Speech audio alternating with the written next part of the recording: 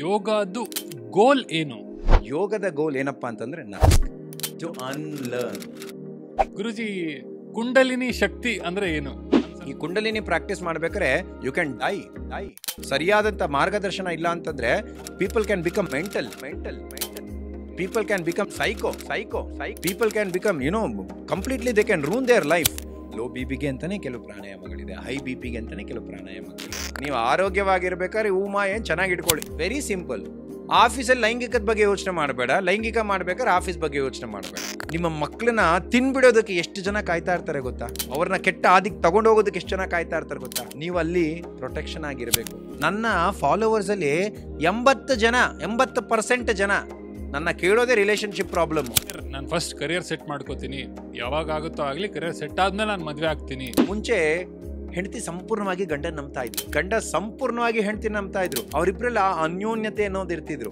ಇವಾಗ ನೋಡ್ರಿ, ಹೆಂಡತಿ ಇದ್ರೂನು ಗಂಡ ಇನ್ನೊಬ್ರ ಜೊತೆಲಿ, ಗಂಡ ಇದ್ರೂನು ಹೆಂಡತಿ ಇನ್ನೊಬ್ರ ಜೊತೆಲಿ. ಏನಾಗ್ತಿದೆ? ಕೆಲವು ಡ್ರಗ್ಸು ಆಳು ಮೂಳು ಅಂತೆಲ್ಲ ತಗೊಳ್ತಾರೆ. ತಗೊಂಡಾಗ್ಲೂ ಕೂಡ ನೀವು ಡಿಫ್ರೆಂಟ್ ಡೈಮೆನ್ಷನ್ ನೋಡ್ತೀರಾ, ಅಂದ್ರೆ ಡಿಫ್ರೆಂಟ್ ಡೈಮೆನ್ಷನ್ ನೋಡೋದಕ್ಕೆ ಸಾಧ್ಯ. ಬಟ್ ಏನಾಗುತ್ತೆ ಅಂದ್ರೆ ಅದು ನಿಮ್ಮನ್ನ ಅದು ಟೆಂಪರರಿ. ಇಳಿದ ಕೂಡಲೇ ನಿಮ್ಮನ್ನ ತುಂಬಾ ಡೀಪ್ ಡೌನ್ಗೆ ತಗೊಂಡು ಹೋಗ್ಬಿಡುತ್ತೆ. ಯೋಗ ಇದ್ದವರು ಯೋಗವನ್ನ ಮಾಡ್ತಾರೆ. ಹಾಯ್, ಹಲೋ, ನಮಸ್ಕಾರ, ಹೇಗಿದ್ದೀರಾ? Welcome back to VSS. So ಇವತ್ತಿನ ನಮ್ಮ guest famous international yoga guruji. ಇವ್ರು ಬರೀ ಯೋಗ ಗುರೂಜಿ ಮಾತ್ರ ಅಲ್ಲ, he is a CEO of a company and ಯೋಗದ ಬಗ್ಗೆ ಬುಕ್ ಕೂಡ ಬರೆದಿದ್ದಾರೆ. ಅವ್ರು ಇವತ್ತು ನಮ್ಮ ಪಾಡ್ಕಾಸ್ಟ್ ಅಲ್ಲಿ ಯೋಗ ಅಂದ್ರೆ ಏನು, ಇವಾಗ ಯೋಗ ಅಂದ್ರೆ ಜನರಲಿ ತಲೆಯನ್ನ ಕಾಲಿಗೆ ಮುಟ್ಸು ಅಥವಾ ಏನೋ ಒಂದು ಫ್ಲೆಕ್ಸಿಬಲ್ ಎಕ್ಸಸೈಸ್ ಮಾಡು, ಇದು ಮಾತ್ರ ಯೋಗ ಅಲ್ಲ. ಯೋಗದಲ್ಲಿ ಎಷ್ಟೊಂದು ರೀತಿಗಳಿದಾವಂತೆ ಅಂಡ್ ಅದನ್ನ ಯಾವ ತರ ಸಾಧಿಸ್ಬೇಕು, ನಮ್ಮ ಡೈಲಿ ರೂಟೀನ್ ಅಲ್ಲಿ ಯಾವ್ಯಾವ ಸಣ್ಣ ಚೇಂಜಸ್ ಮಾಡ್ಕೊಂಡ್ರೆ ನಮ್ ಲೈಫೇ ಚೇಂಜ್ ಆಗತ್ತಂತೆ, ಅದನ್ನ ಕೂಡ ಹೇಳಿದ್ದಾರೆ. ಇವರು 35ಕ್ಕಿಂತ ಹೆಚ್ಚು ದೇಶದಲ್ಲಿ ಯೋಗ ಕ್ಲಾಸಸ್ನ ತಗೊಳ್ತಾರೆ. ಹಾಗೆ ಭಾರತದಲ್ಲಿ ಒಂದೇ ಅಲ್ಲ ಇವರು ಯೋಗಾಶ್ರಮ ಇರೋದು, ಇನ್ನು 7 ದೇಶದಲ್ಲಿ ಇವರು ಯೋಗ ಆಶ್ರಮ ಇದೆ. ಅಂಡ್ ಇವರು ಬೇರೆ ಯಾರು ಅಲ್ಲ, ಡಾಕ್ಟರ್ ಶ್ರೀ ಸೋಹಮ್ ಅವರು. ಸೊ ಇದನ್ನೆಲ್ಲ ನೀವು ನೋಡಿ ಕೇಳಿ ಎಂಜಾಯ್ ಮಾಡಿ.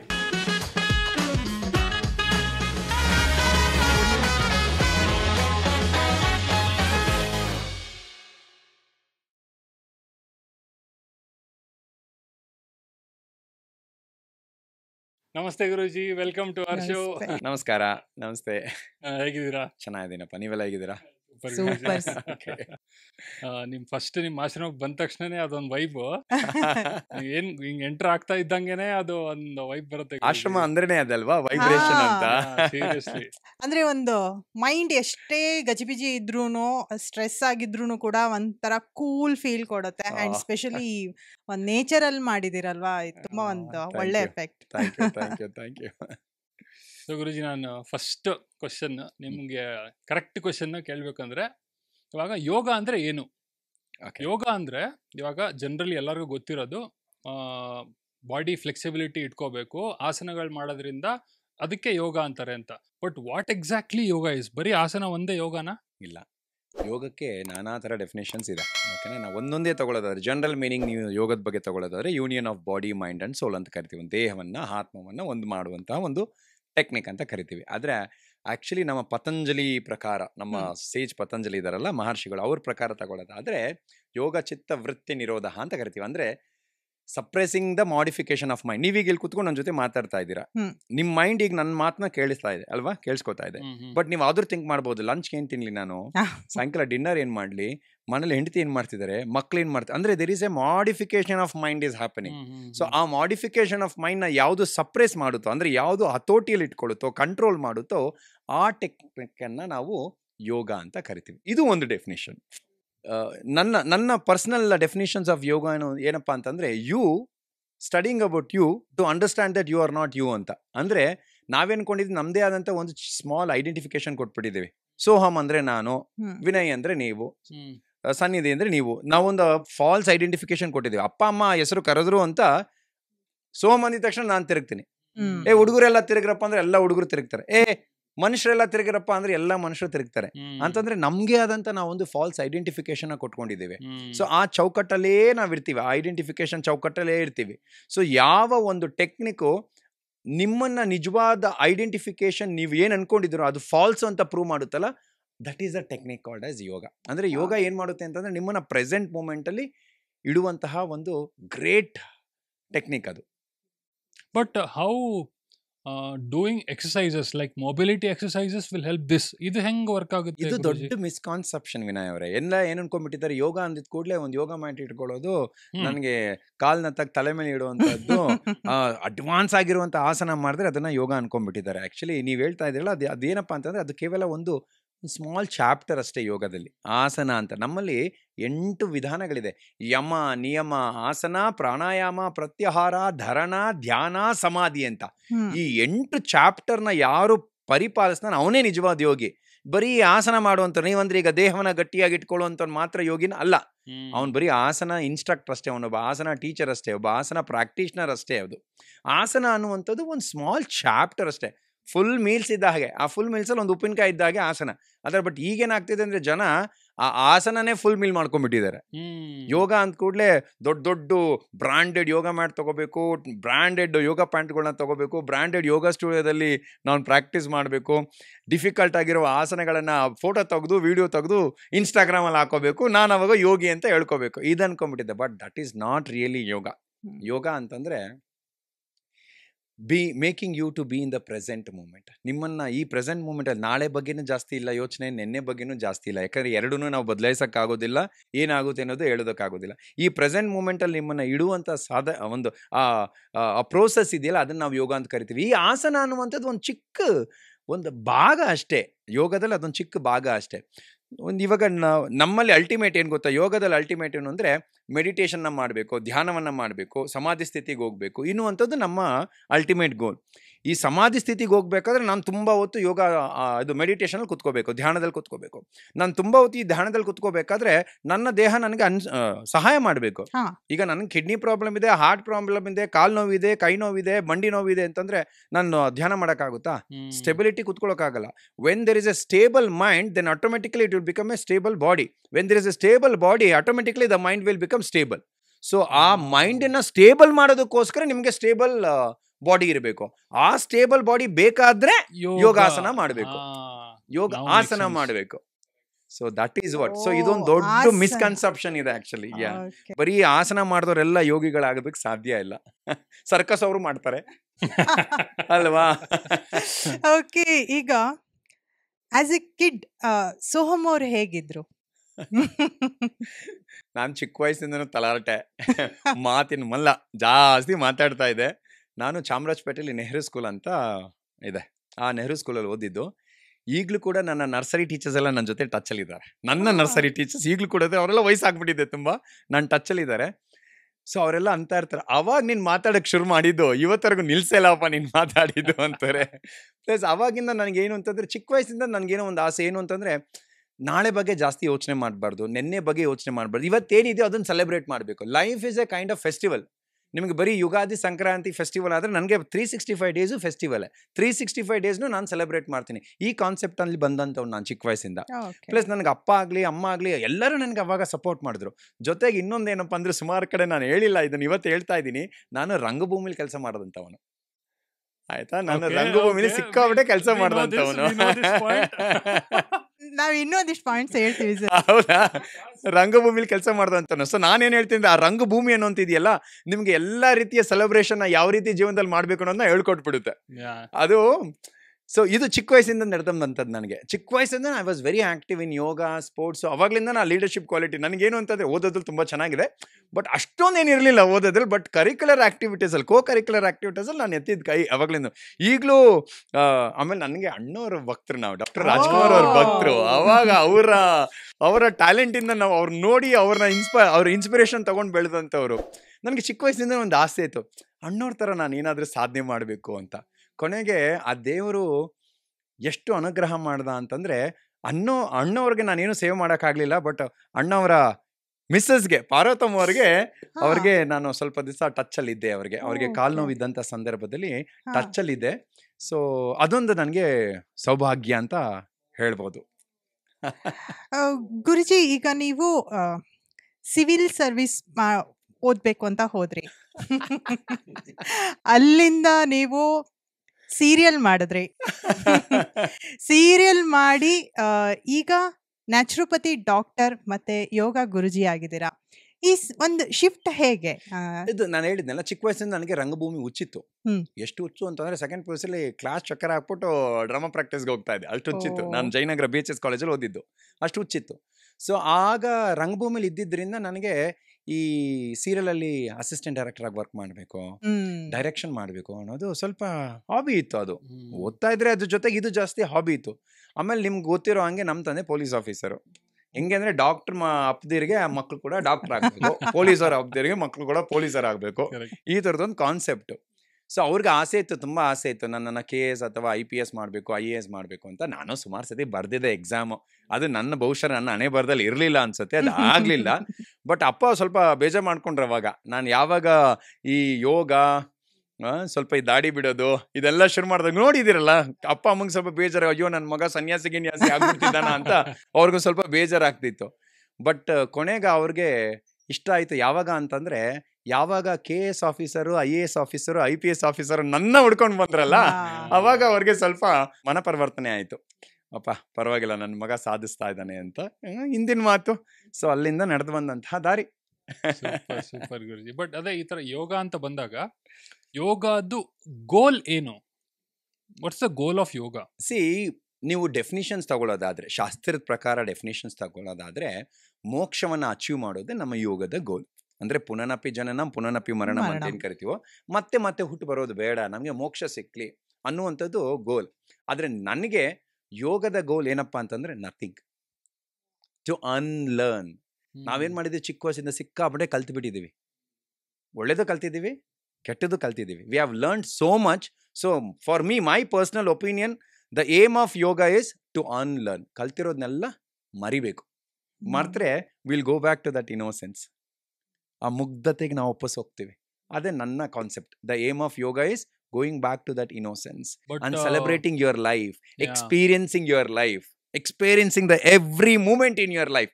ಇದು ನನ್ನ concept of yoga. But practically ಅದು ಆಗುತ್ತೆ ಗುರು, ಖಂಡಿತವಾಗ್ಲೂ ಆಗುತ್ತೆ. ಯಾವಾಗ ನಾವು ಫುಲ್ ಎಲ್ಲ ಮುಗ್ಧತೆಗೆ ಬಂದ್ಬಿಡ್ತೀವೋ, ಇವಾಗಿನ ಫಾಸ್ಟ್ ಗ್ರೋಯಿಂಗ್ ಲೈಫ್ ಸ್ಟೈಲ್ ಅಲ್ಲಿ ಆ ಮುಗ್ಧತೆ ನಮ್ಗೆ ಹೆಲ್ಪ್ ಮಾಡುತ್ತಾ? ನಾನೊಂದು ಸ್ಮಾಲ್ ಎಕ್ಸಾಂಪಲ್ ಕೊಡ್ತೀನಿ. ಕೇವಲ ಯೋಗದಲ್ಲೇ ತುಂಬ ಹೆಸರುವಾಸಿ ಮಾಡಿರುವಂಥದ್ದು, ಮುಗ್ಧತೆಯಿಂದಲೇ ತುಂಬ ಹೆಸರುವಾಸಿ ಮಾಡಿರುವಂಥ ಒಂದು ಸಕ್ಸಸ್ಫುಲ್ ಪರ್ಸನ್ನ ತೋರಿಸ್ತೀನಿ. ನಿಮ್ಮ ಎದುರುಗಡೆ ಕೂತಿದ್ದಾನೆ ಅವನು. ಓಕೆನಾ? ನನ್ನ ಬಗ್ಗೆ ನಾನು ಹೇಳ್ಕೊಳ್ಳೋಕೆ ತುಂಬ ಹೆಮ್ಮೆ ಪಡ್ತೀನಿ. ನಾನು ಇದನ್ನು ಸೆಲ್ಫಿಶ್ ಅಂತ ಆದರೆ ಕರ್ಕೊಳ್ಳಿ, ನೀವೇನಾದರೂ ಅಂದ್ಕೊಳ್ಳಿ, ಪರವಾಗಿಲ್ಲ. ನೀವು ಯಾವಾಗ ನಿಮ್ಮ ಇನ್ನೋಸೆನ್ಸ್ಗೆ ಹೋಗ್ತಿರೋ, ಮಿಕ್ಕಿದೆಲ್ಲ ಒಪಿನಿಯನ್ ನಿಮಗೆ ವೇಸ್ಟ್ ಅನ್ಸ್ಬಿಡುತ್ತೆ. ಬೇರೆಯವ್ರು ಕೊಡ್ತಾ ಇರೋಂಥ ಒಪಿನಿಯನ್ ನೀವು ಕೇರ್ ಮಾಡೋದಿಲ್ಲ. ಇವಾಗ ಏನು ಅಂತಂದರೆ, ನೀನು ತುಂಬ ಚೆನ್ನಾಗಿದೆಯಾ ಅಂತ ಕೂಡಲೇ ಅಯ್ಯೋ ತುಂಬ ಖುಷಿಯಾಗಿ ಹೋಗ್ತೀರಾ, ಅಯ್ಯೋ ನೀನು ತುಂಬ ಅಗ್ಲಿ ಆಗಿದೆಯಾ ಅಂತಂದರೆ ತುಂಬ ದುಃಖ ಆಗುತ್ತೆ. ಅಂದರೆ ನೀವು ಬೇರೆಯವರ ಒಪಿನಿಯನ್ಗೋಸ್ಕರ ಬದುಕ್ತಾ ಇದ್ದೀರಾ. ಬಟ್ ಆ ಇನ್ನೋಸೆನ್ಸ್ಗೆ ಹೋದಾಗ ಯಾರು ಏನೇ ಅಂದರೂ ನಿಮಗೆ ತಲೆ ಕೆಡಿಸ್ಕೊಳ್ಳೋದಿಲ್ಲ. ನಿಮ್ಮ ರೂಟಲ್ಲಿ ನೀವು ಇರ್ತೀರ, ನಿಮ್ಮ ರಿಯಾಲಿಟಿಲಿ ಅವ್ರು ಇರ್ತೀರ. ನಾನು ಹೇಳ್ಬೋದು ಸಾವಿರ ಸರಿ ಇದನ್ನೆಲ್ಲ ಮಾತಾಡ್ಬೋದು, ಬಟ್ ಪಾಲನೆ ಮಾಡೋದು ಖಂಡಿತ ಕಷ್ಟ. But nothing is impossible, everything is possible. ನೀವು ಮಾಡಬೇಕು ಅಂತ ಒಂದು ಮನ್ಸು ಇಟ್ಕೋತು ಅಂತಂದರೆ ಸಣ್ಣ ಸಣ್ಣ ಚೇಂಜಸ್ ಅಷ್ಟೇಪ್ಪ, ದೊಡ್ಡ ಚೇಂಜಸ್ ಏನಿಲ್ಲ. ಲೈಫಲ್ಲಿ ಚಿಕ್ಕ ಚಿಕ್ಕ ಚೇಂಜಸ್ ಮಾಡ್ಕೋಬೇಕು. ಡ್ರಾಮಾ ಇರಬಾರ್ದು, ಅಂದರೆ ಲೈಫಲ್ಲಿ ಡ್ರಾಮಾ ಮಾಡಬಾರ್ದು. ಸ್ಟೇಜ್ ಮೇಲೆ ಮಾಡಿ, no drama in the life, ಆಯಿತಾ? ಮತ್ತು no expectation in the life. Expectation ಇಂದ ಆಟೋಮೆಟಿಕ್ಕಾಗಿ ಡಿಸಪಾಯಿಂಟ್ಮೆಂಟ್ ಬಂದೇ ಬರುತ್ತೆ. No expectation in the life, be in the present moment and enjoy every moment, celebrate every moment. ಇದೇ ನಿಮ್ಮನ್ನ, ಯಾವಾಗ ನೀವು ಎವ್ರಿ ಮೂಮೆಂಟ್ನ ಸೆಲೆಬ್ರೇಟ್ ಮಾಡ್ತಿರಲ್ಲ, ನಿಮ್ಮನ್ನ ಗ್ರೌಂಡ್ ಮಾಡುತ್ತೆ, ನಿಮ್ಮನ್ನ ಆ ಇನ್ನೋಸೆನ್ಸ್ ಲೆವೆಲ್ಗೆ ತಗೊಂಡು ಹೋಗುತ್ತೆ. ನೀವು ಚಿಕ್ಕ ವಯಸ್ಸಲ್ಲಿ ಇದ್ದಾಗ ಏನು ಎಕ್ಸ್ಪೆಕ್ಟ್ ಮಾಡ್ತಿದ್ರಿ? ನಥಿಂಗ್. ಅಮ್ಮ ಊಟ ಮಲಗೋದು ಅಷ್ಟೇ ಅಲ್ವಾ? ಎಷ್ಟು ಚಂದ ಇದ್ದೋ ಅಲ್ವಾ? ಎಷ್ಟು ಖುಷಿಯಾಗಿದ್ದೋ, ಎಷ್ಟು ಆಡ್ತಾ ಇದ್ದೋ. ಕೊನೆಗೆ ನಾವೇನು ಮಾಡ್ದೋ ಹೇಳಿ? ನಾನು ಅಣ್ಣ ಅಕ್ಕಂತರ ನೋಡಿ, ಅಣ್ಣ ಅಕ್ಕ ಯೂನಿಫಾರ್ಮ್ ಹಾಕೊಂಡು ಸ್ಕೂಲ್ಗೆ ಹೋಗ್ತಾ ಇದ್ದಾರೆ, ನಾನು ಅವ್ರ ಥರ ಸ್ಕೂಲ್ಗೆ ಹೋಗ್ಬೇಕು, ಅವಾಗ ನಾನು ಖುಷಿಯಾಗಿರ್ತೀನಿ, ಇವಾಗ ಖುಷಿಯಾಗಿಲ್ಲ ಅಂತ ಅನ್ಕೊಂಡ್ರಿ. ವಯಸ್ಸು ಬಂತು, ಅಣ್ಣ ಅಕ್ಕಂತರ ಸ್ಕೂಲ್ಗೆ ಹೋಗಿ ಶುರು ಮಾಡಿದ್ರಿ. ಹೋಗಿದ ತಕ್ಷಣ ಏನಾಯ್ತು? ಅಲ್ಲಿ ಹೋಮ್ ವರ್ಕು, ಲೆಸನ್ನು, ಟೆಸ್ಟು, ತಲೆನೋವು ಶುರುವಾಯಿತು. ಅಯ್ಯೋಯ್ಯೋ ಇವಾಗಲೂ ನಾನು ಖುಷಿಯಾಗಿಲ್ಲ, ಹೈಸ್ಕೂಲ್ಗೆ ಹೋಗ್ಬಿಡ್ಬೇಕು. ಅವಾಗ ಯಾರು ನನಗೆ ಹೊಡೆಯಲ್ಲ, ಹೈಸ್ಕೂಲಲ್ಲಿ ಮಕ್ಕಳು ಹೊಡಿಯಲ್ಲ, ಟೀಚರ್ಸ್ಗಳು ಬೈಯಲ್ಲ. ನಾನು ಹೈಸ್ಕೂಲ್ಗೆ ಹೋಗ್ಬಿಟ್ರೆ ಖುಷಿಯಾಗಿರ್ತೀನಿ ಅಂತ. ಸೊ ಹೈಸ್ಕೂಲ್ಗೂ ಹೋಗ್ಬಿಟ್ರಿ. ಹೈಸ್ಕೂಲಲ್ಲಿ ಅದರದೇ ಆದಂತಹ ಹೋಮ್ ವರ್ಕು, ಅದು ಇದು ಪ್ರಾಜೆಕ್ಟ್ಸ್ ಎಲ್ಲ ಇರುತ್ತೆ. ಅವಾಗಲೂ ಖುಷಿ ಆಗಲಿಲ್ಲ. ಇಲ್ಲಪ್ಪ ನಾನು ಕಾಲೇಜ್ಗೆ ಹೋಗ್ಬಿಡ್ತೀನಿ, ನಾನು ಫುಲ್ ಖುಷಿ ಆಗ್ಬಿಡ್ತೀನಿ, ಅವಾಗ ನನಗೆ ಗರ್ಲ್ ಫ್ರೆಂಡು ಬಾಯ್ ಫ್ರೆಂಡ್ ಎಲ್ಲ ಸಿಕ್ಬಿಡ್ತಾರೆ, ತುಂಬ ಖುಷಿ ಆಗ್ಬಿಡ್ತೀನಿ ಅಂತ ಕಾಲೇಜ್ಗೂ ಹೋಗ್ತೀರಾ. ಅಲ್ಲಿ ಕಾಲೇಜಲ್ಲಿ ಸೆಮಿಸ್ಟ್ರು, ಪ್ರಾಕ್ಟಿಕಲು, ವೈವಾ, ಆಳು ಮೂಳು ಅದು ಖುಷಿಯಾಗಿಲ್ಲ. ನಾನು ಯೂನಿವರ್ಸಿಟಿ ಮುಗಿಸ್ಬಿಡ್ಬೇಕಪ್ಪ, ಒಳ್ಳೆ ಜಾಬ್ ಸಿಕ್ಬಿಡ್ಲಿ, ಒಳ್ಳೆ ಸಂಬಳ ಸಿಕ್ಬಿಡ್ಲಿ, ನಾನು ಖುಷಿಯಾಗಿರ್ತೀನಿ ಅಂತೀರ. ಜಾಬ್ ಸಿಕ್ತು, ಅಲ್ಲಿ ಟಾರ್ಗೆಟು, ಬಾಸ್ ಟಾರ್ಚರು, ಹೋಗು ನಾನು ಖುಷಿಯಾಗಿಲ್ಲಪ್ಪ. ಒಂದು ಮದುವೆ ಆಗ್ಬಿಡ್ತು ಅಂದ್ರೆ ನೋಡಪ್ಪ, ಈಗ ಒಳ್ಳೆ ಜಾಬ್ ಇದೆ, ಒಳ್ಳೆ ಸಂಬಳ ಇದೆ, ಒಂದು ಮದುವೆ ಆಗ್ಬಿಡ್ತು ಅಂದ್ರೆ ನಾನು ಫುಲ್ಲು ಖುಷಿಯಾಗಿದ್ಬಿಡ್ತೀನಿ ಹೆಂಡತಿ ಜೊತೆಲಿ. ಮದುವೆನೂ ಆಗೋಯ್ತು, ಮದುವೆ ಆಗೋವರೆಗೂ ಮದುವೆ ಅಷ್ಟೇ, ಮದುವೆ ಆದ ಮೇಲೆ ಅದು ಮದುವೆ ಅಷ್ಟೇ.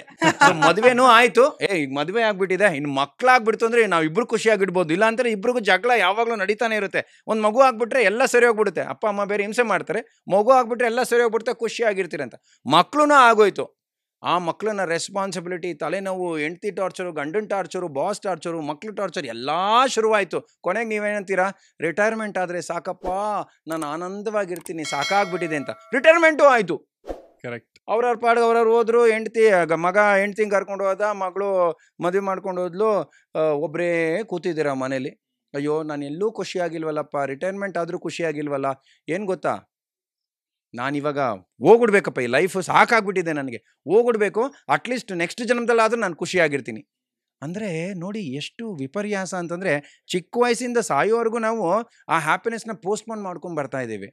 ಸೊ ನಿಜವಾಗ್ಲೂ ನಾನು ಇವತ್ತು ಖುಷಿಯಾಗಿರ್ಬೇಕು ಅಂತ ಡಿಸೈಡ್ ಮಾಡಿದ್ರೆ ವಿನಯ್, ಯಾರು ಚೇಂಜ್ ಮಾಡೋದಕ್ಕೆ ಸಾಧ್ಯ ಇಲ್ಲ. ಬಟ್ ಗುರುಜಿ, ಇವಾಗ ಲೈಫಲ್ಲಿ ಧರ್ಮ, ಅರ್ಥ, ಕಾಮ, ಮೋಕ್ಷ ಅಂತ ಹೇಳ್ತಾರಲ್ಲ, ಖಂಡಿತ. ಸೊ ಅದು ಧರ್ಮ, ಅರ್ಥ, ಆಮೇಲೆ ಕಾಮ, ಇವೆಲ್ಲ ಅದು ಇದ್ರೇನೆ ಲೈಫ್ ಅಲ್ಲ. ಖಂಡಿತ. ಈಗ ನೀವು ಒಂದು ಇನ್ನೋಸೆನ್ಸಿ ಅಂತ ಬಂದ್ಬಿಟ್ರೆ, ನಿಮ್ಗೆ ಏನು ಬೇಡ ನನ್ಗೆ ಅಂತ ಏನು ಅಲ್ಲ, ನಾನು ಏನು ಬೇಡ ಅಂತ ಹೇಳ್ತಾ ಇಲ್ಲ, ಎಲ್ಲ ಇರಬೇಕು. Life is not to escape, life is to experience. ಜೀವನವನ್ನ ಎಕ್ಸ್ಪೀರಿಯನ್ಸ್ ಮಾಡಬೇಕು. ಇನ್ನೋಸೆನ್ಸ್ಗೆ ಹೋಗಿ ಅಂತಂದ್ರೆ ಎಲ್ಲವನ್ನ ಬಿಟ್ಬಿಟ್ಟು ಡಿಟ್ಯಾಚ್ಮೆಂಟ್ ಮಾಡ್ಕೊಂಡು ಕುತ್ಕೊಳ್ಳಿ ಅಂತಲ್ಲ. Look at me, I never detached from anything. ಹೆಂಡತಿ ಇದ್ದಾರೆ, ಮಕ್ಕಳಿದ್ದಾರೆ, ಬಿಸ್ನೆಸ್ ಇದೆ, ಎಂಟರ್ಪ್ರಿನರ್ ಇದೆ. I am a CEO of a technology company and I am also founder of an ashram. I have ashrams in many countries. So I am not saying innocence ಅಂತಂದ್ರೆ ಎಲ್ಲ ಬಿಟ್ಬಿಟ್ಟು ಕುತ್ಕೊಳ್ಳೋದು ಅಂತಲ್ಲ. Innocence ಅಂದ್ರೆ ಬೇರೆಯವರ ಒಪಿನಿಯನ್ಗೋಸ್ಕರ ನೀವು ಬದುಕಬೇಡಿ ಅಷ್ಟೇ. ನಿನ್ನಲ್ಲಿ ಏನ್ ಅನ್ಸುತ್ತೋ ಅದಕ್ಕೋಸ್ಕರ ಬದುಕಿ.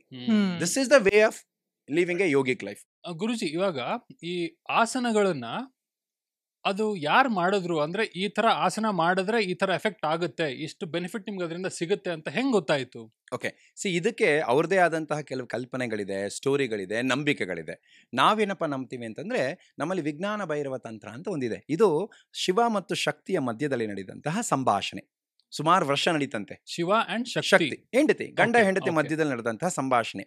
ಸೊ ಅವಾಗ ಶಕ್ತಿ ಸುಮಾರು ಪ್ರಶ್ನೆಗಳನ್ನ ಕೇಳ್ತಾ ಹೋಗ್ತಾಳೆ ಶಿವನಿಗೆ.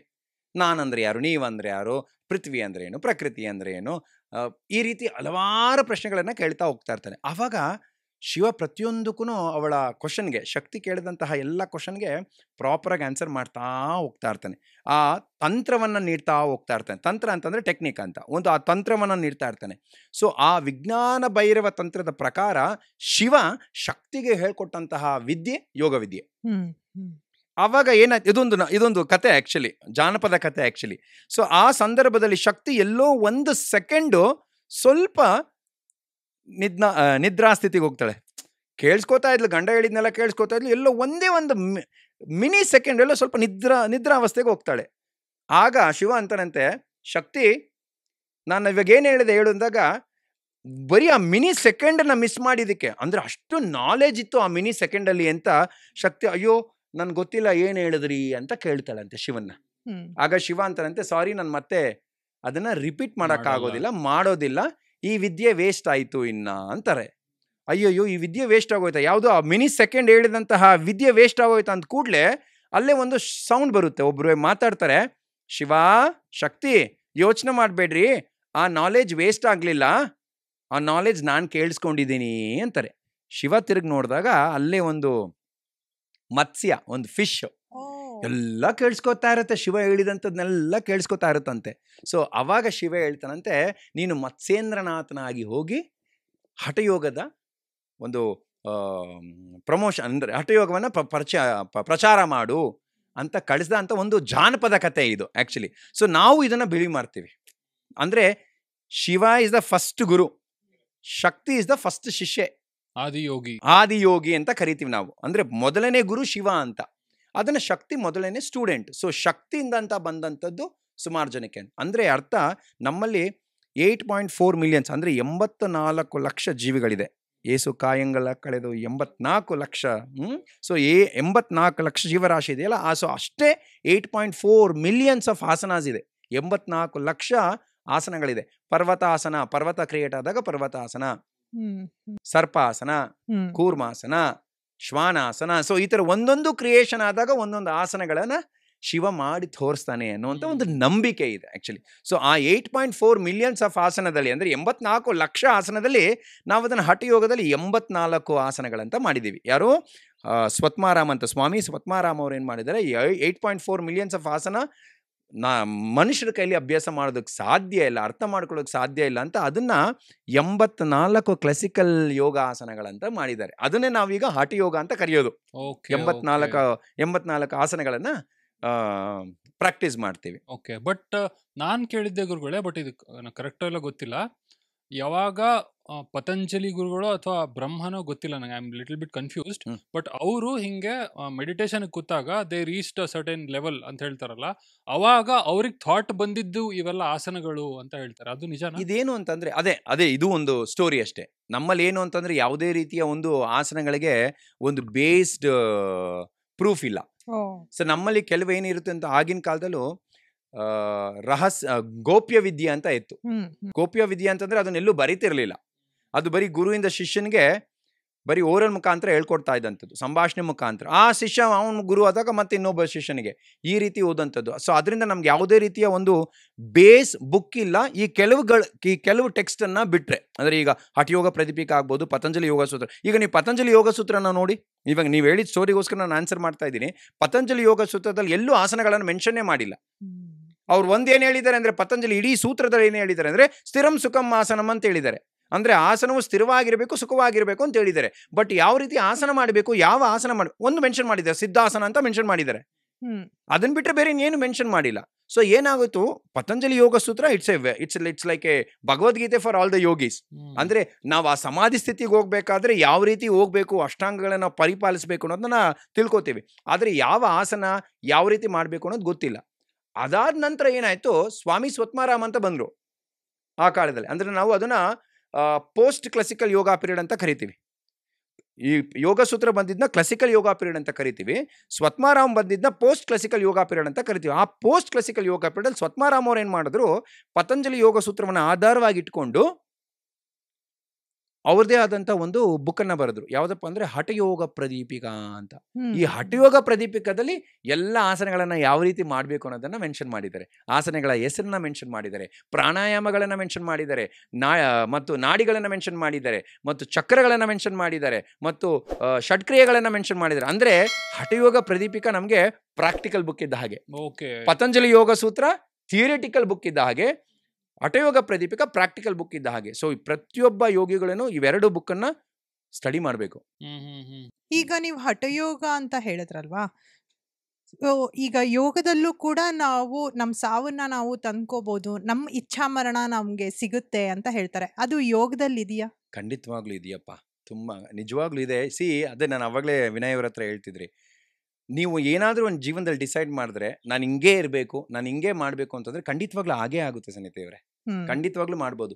ಈ ಹಠ ಅಂತಂದ್ರೆ ಎರಡು ಮೀನಿಂಗ್ ಇದೆ. ಒಂದು ಹಠದವನು ನಾನು ಅಂತ, ಇನ್ನೊಂದು ಹಾಥ ಅಂತ, ಅಂದ್ರೆ ಸೂರ್ಯ ಮತ್ತು ಚಂದ್ರ ಅಂತ ಹಠಯೋಗ ಅಂತ ಕರಿತೀವಿ, ಅಥವಾ ಹಠಯೋಗ ಅಂತ ಕರಿತೀವಿ. ಅಂದ್ರೆ ಸೂರ್ಯ ತತ್ವ ಅಂದ್ರೆ ಏನಪ್ಪ ಅಂದ್ರೆ ಪುರುಷ ತತ್ವ, ಚಂದ್ರ ತತ್ವ ಅಂದ್ರೆ ಏನು ಅಂದ್ರೆ ಸ್ತ್ರೀ ತತ್ವ, ಫೆಮಿನೈನ್, ಮಸ್ಕ್ಯುಲಿನ್ ಮತ್ತು ಫೆಮಿನೈನ್ ಎನರ್ಜಿ. ಈಗ ನಿಮಗೂ ಮಸ್ಕ್ಯುಲಿನ್ ಎನರ್ಜಿ ಇದೆ, ಫೆಮಿನೈನ್ ಎನರ್ಜಿ ಇದೆ, ನನಗೂ ಮಸ್ಕ್ಯುಲಿನ್ ಎನರ್ಜಿ ಇದೆ, ಫೆಮಿನೈನ್ ಎನರ್ಜಿ ಇದೆ. ನಾವು ಯಾವ ರೀತಿ ಅದನ್ನ ಬ್ಯಾಲೆನ್ಸ್ ಮಾಡ್ಕೊಳ್ತೀವೋ ಅದ್ರ ಮೇಲೆ ನಮ್ಮ ಲೈಫ್ ಲೀಡ್ ಆಗುತ್ತೆ ಪೀಸ್ಫುಲ್ ಆಗಿ. ಸುಮಾರು ಯೋಗಿಗಳನ್ನ ನಾನು ನೋಡಿದ್ದೀನಿ, ಅವರು 100 ವರ್ಷ ಬದುಕಿದ್ದಾರೆ. ನನ್ನ ಗುರುಗಳನ್ನ ತಗೊಳ್ಳಿ 105 ವರ್ಷ ಬದುಕಿದ್ರು, ನನ್ನ ಮುತ್ತಜ್ಜಿಯವ್ರನ್ನ ತಗೊಳ್ಳಿ 100+ ಇಯರ್ಸ್ ಬದುಕಿದ್ರು. ಸೊ ಅಂದ್ರೆ ಅವರೆಲ್ಲ ಯೋಗವನ್ನ ಮಾಡ್ತಾ ಇದ್ರು. ಅವ್ರಿಗೆ ಗೊತ್ತಿತ್ತು ಇಂಥ ಸಂದರ್ಭದಲ್ಲಿ ನಾನು ಹೊರಡೋದಕ್ಕೆ ನಾನು ರೆಡಿ ಇದ್ದೀನಿ ಅಂತ. ನಮ್ಮ ಮುತ್ತಜ್ಜಿಯವರು ಅಷ್ಟೇ, ಹೋಗೋಕ್ಕಿಂತ ಮುಂಚೆ 4-5 ದಿವಸ ಮುಂಚೆನೇ ಹೇಳಿದ್ರು ನಾನು ಹೊರಟಿದ್ದೀನಿ. ಚೆನ್ನಾಗೇ ಇದ್ರು, ಏನು ಪ್ರಾಬ್ಲಮ್ ಇರಲಿಲ್ಲ. ಅವ್ರಿಗೆ ಗೊತ್ತಾಯ್ತು ನಾನು ಹೊರಡ್ತಾ ಇದ್ದೀನಿ ಅಂತ ಗೊತ್ತಾಯ್ತು. ಸೊ ಆ ರೀತಿಯಲ್ಲಿ ಯೋಗವನ್ನು ಅಭ್ಯಾಸ ಮಾಡೋರಿಗೆ ಖಂಡಿತವಾಗ್ಲೂ ಅದು ನಾವು ಇಂಟ್ಯೂಷನ್ ಅಂತ ಕರಿತೀವಿ. ಅವ್ರಿಗೆ ಗೊತ್ತಾಗ್ಬಿಡುತ್ತೆ ನೇಚರ್ ಜೊತೆ ರಿಯಾಕ್ಟ್.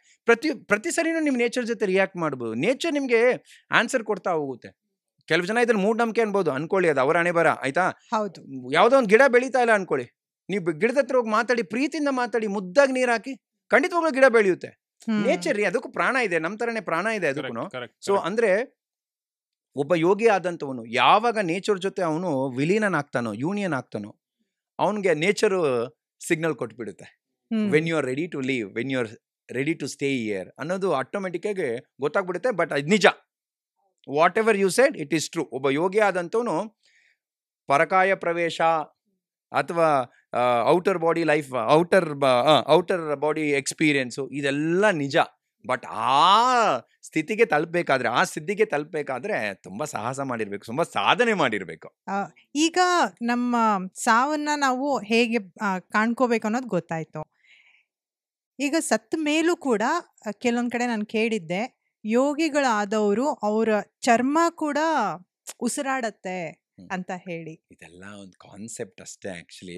ದೇಹ ಏನಾಗುತ್ತೆ ಒಂದ್ಸತಿ ಪ್ರಾಣ ಈಚೆ ಹೋಗಾದ್ಮೇಲೆ ಈ ದೇಹ ಇಟ್ ಬಿಕಮ್ಸ್ ಒನ್ ಮೋರ್ ಪಂಚಭೂತ ಅಷ್ಟೇ, ಒಂದು ಎಲಿಮೆಂಟ್ ಅಲ್ಲಿ ಸೇರ್ಕೊಂಡ್ಬಿಡುತ್ತೆ ಅಷ್ಟೇ. ಇದೆಲ್ಲ ಅವರವರ ಬಿಲೀಫ್ ಸಿಸ್ಟಮ್ ಅಷ್ಟೇ. ನಂಬುವಂತವ್ರು ನಂಬ್ತಾರೆ, ಇಲ್ಲ ಅಂದ್ರೆ ಅಂತವ್ರು ಇಲ್ಲ. ಗುರುಗಳು ಬೃಂದಾವನಸ್ಥರಾದ್ರು ಅಥವಾ ಅಲ್ಲೇ ಇರ್ತಾರೆ ಅಂತ ಆತರ ಹೇಳ್ತಾರಲ್ಲ, ಸೊ ಹಂಗೆ ರಿಲೇಟ್. ಸೊ ಎಸ್, ಅವಾಗೇನು ಅಂತಂದ್ರೆ ದೇಹದಲ್ಲಿ ಏನು ಚೈತನ್ಯ ಇರೋದಿಲ್ಲ. ಪ್ರಾಣ ಬಿಟ್ಟು ಕೂಡ್ಲೆ ದೇಹದಲ್ಲಿ ಏನು ಚೈತನ್ಯ ಇರೋದಿಲ್ಲ. ಆ ಪ್ರಾಣ ಅನ್ನುವಂತಿದೆಯಲ್ಲ, ಆತ್ಮ ಅಂತ ಏನ್ ಕರಿತೀವೋ ಅದು ಚೈತನ್ಯಮಯವಾದದ್ದು. ಅದು ಯಾವಾಗ್ಲೂ ನಿಮ್ ಜೊತೆಲಿ ಇರ್ಬೋದು. ನಮ್ಮಲ್ಲಿ ಅವತಾರ ಅಂತ ಕರಿತೀವಿ. ನಮ್ಮಲ್ಲಿ ಇದೊಂದು ನಂಬಿಕೆ ಇದೆ, ನಮ್ಮ ಯೋಗ ಶಾಸ್ತ್ರದಲ್ಲಿ ಇದೊಂದು ನಂಬಿಕೆ ಇದೆ. ಏನು ಅಂದ್ರೆ, ನೀವು ಸತ್ತಾದ ನಂತರ ಪುಣ್ಯ ಮಾಡಿದ್ರೆ ನಿಮ್ಗೆ ಮೋಕ್ಷ ಸಿಗುತ್ತೆ. ಪಾಪ ನಿಮ್ಗೆ ಗೊತ್ತಿದೆ, ಪಾಪ ಮಾಡಿದ್ರೆ ಮತ್ತೆ ನಾವು ಪುನನಪಿ ಜನನ, ಮತ್ತೆ ಏನೋ ಸೈಕಲಲ್ಲಿ ಹೋಗ್ಬೇಕು ಅಂತ. ಈಗ ನೀವು ಕಂಪ್ಲೀಟ್ ಒಳ್ಳೆ ಕರ್ಮ ಮಾಡಿರ್ತೀರಾ ಅನ್ಕೊಳ್ಳಿ, ಪುಣ್ಯ ಮಾಡಿರ್ತೀರಾ, ಭಗವಂತನ ಹತ್ರ ಹೋದಾಗ ಭಗವಂತ ಆಯ್ತು ನೀನು ಪುಣ್ಯ ಮಾಡಿದ್ಯಾ, ನೀನು ಇಲ್ಲಿ ಮೋಕ್ಷವನ್ನು ಪಡ್ಕೊಬೋದು, ಅಂದ್ರೆ ನೀನು ನಮ್ಮಲ್ಲಿ ಇರ್ಬೋದು ಅಂದಾಗ ಕೆಲವು ಇದು ನಂಬಿಕೆ, ಇದು ಕೂಡ ನಂಬಿಕೆ. ಓಕೆ, ಇದು ಯಾವುದು ನಮ್ಮ ಬುಕ್ಸ್ ಅಲ್ಲಿ ಯಾವ್ದ್ರಲ್ಲಿ ಬರ್ದಿಲ್ಲ. ಅವಾಗ ಕೆಲವು ಜನ ಏನ್ ಹೇಳ್ತಾರ ಅಂತಂದ್ರೆ, ಈ ಪುಣ್ಯ ಮಾಡೋಂಥವ್ರು ನಾನು ಇಲ್ಲಿದ್ದೇನು ಮಾಡ್ಬೇಕು, ನಾನು ಮತ್ತೆ ಭೂಲೋಕಕ್ಕೆ ಹೋಗಿ ಬೇರೆಯವ್ರಿಗೂ ಮೋಕ್ಷ ಮಾಡೋದಕ್ಕೆ ನಾನು ಸಹಾಯವನ್ನು ಮಾಡ್ತೀನಿ, ಅವ್ರಿಗೆ ಗೈಡನ್ನು ಮಾಡ್ತೀನಿ, ನನ್ನನ್ನು ಮತ್ತೆ ಕಳಿಸ್ಕೊಡು ಭೂಮಿಗೆ ಅಂತ ಕೇಳ್ತಾರಂತೆ. ಸೊ ಅವ್ರನ್ನ ನಾವು ಅವತಾರಗಳು ಅಂತ ಕರಿತೀವಿ, ಅವತಾರ್ಸ್ ಅಂತ ಕರಿತೀವಿ. ಸೊ ಅವ್ರು ಬಂದಂಥವ್ರಿಗೆ ಭೂಮಿ ಟಚ್ ಆದ ಕೂಡಲೇ ಅವ್ರಿಗೆ ಕೆಲವು ವರ್ಷಗಳ ಕಾಲ ಅವ್ರ ಸಿದ್ಧಿಗಳನ್ನ ಮರ್ತು ಬಿಡ್ತಾರೆ. ಅಂದ್ರೆ ಅವರು ಒಳ್ಳೆ ಕರ್ಮ ಮಾಡಿ ಮತ್ತೆ ಅವತಾರರಾಗಿ ಬಂದಿದ್ದಾರೆ ಅನ್ನೋದನ್ನ ಮರ್ತು ಹೋಗ್ತಾರೆ ಭೂಮಿಯ ಸ್ಪರ್ಶದಿಂದ. ಕೆಲವು ವರ್ಷಗಳ ನಂತರ ಸಾಧನೆ ಮಾಡಿ ಮತ್ತೆ ಬೇಗ ತಲುಪಿಡ್ತಾರೆ ಅವರು. ಆ ಸಿದ್ಧಿಗಳನ್ನ ಬೇಗ ತಲುಪಿ ಬೇರೆಯವ್ರಿಗೂ ಕೂಡ ಅದನ್ನ ಗೈಡ್ ಮಾಡ್ತಾರೆ. ನಮ್ಮಲ್ಲಿ ಒಂದು ಸ್ಟೋರಿ ಇದೆ, ಚೆನ್ನಾಗಿದೆ. ಒಬ್ಬ ಕುತ್ಕೊಂಡು ಕಾಡಲ್ಲಿ ಓಂ ನಮ ಶಿವಾಯ, ಓಂ ನಮ ಶಿವಾಯ, ಓಂ ನಮ ಶಿವಾಯ ಅಂತ ಕೋಟಿಗಟ್ಲೆ ಮಂತ್ರ ಪಠಿಸ್ತಾ ಇದ್ದಾನೆ, ಮೋಕ್ಷ ಸಿಗ್ಲಿ ಅಂತ. ಸೊ ಕಾಡಲ್ಲಿ ಕೂತಿದ್ದಾನೆ.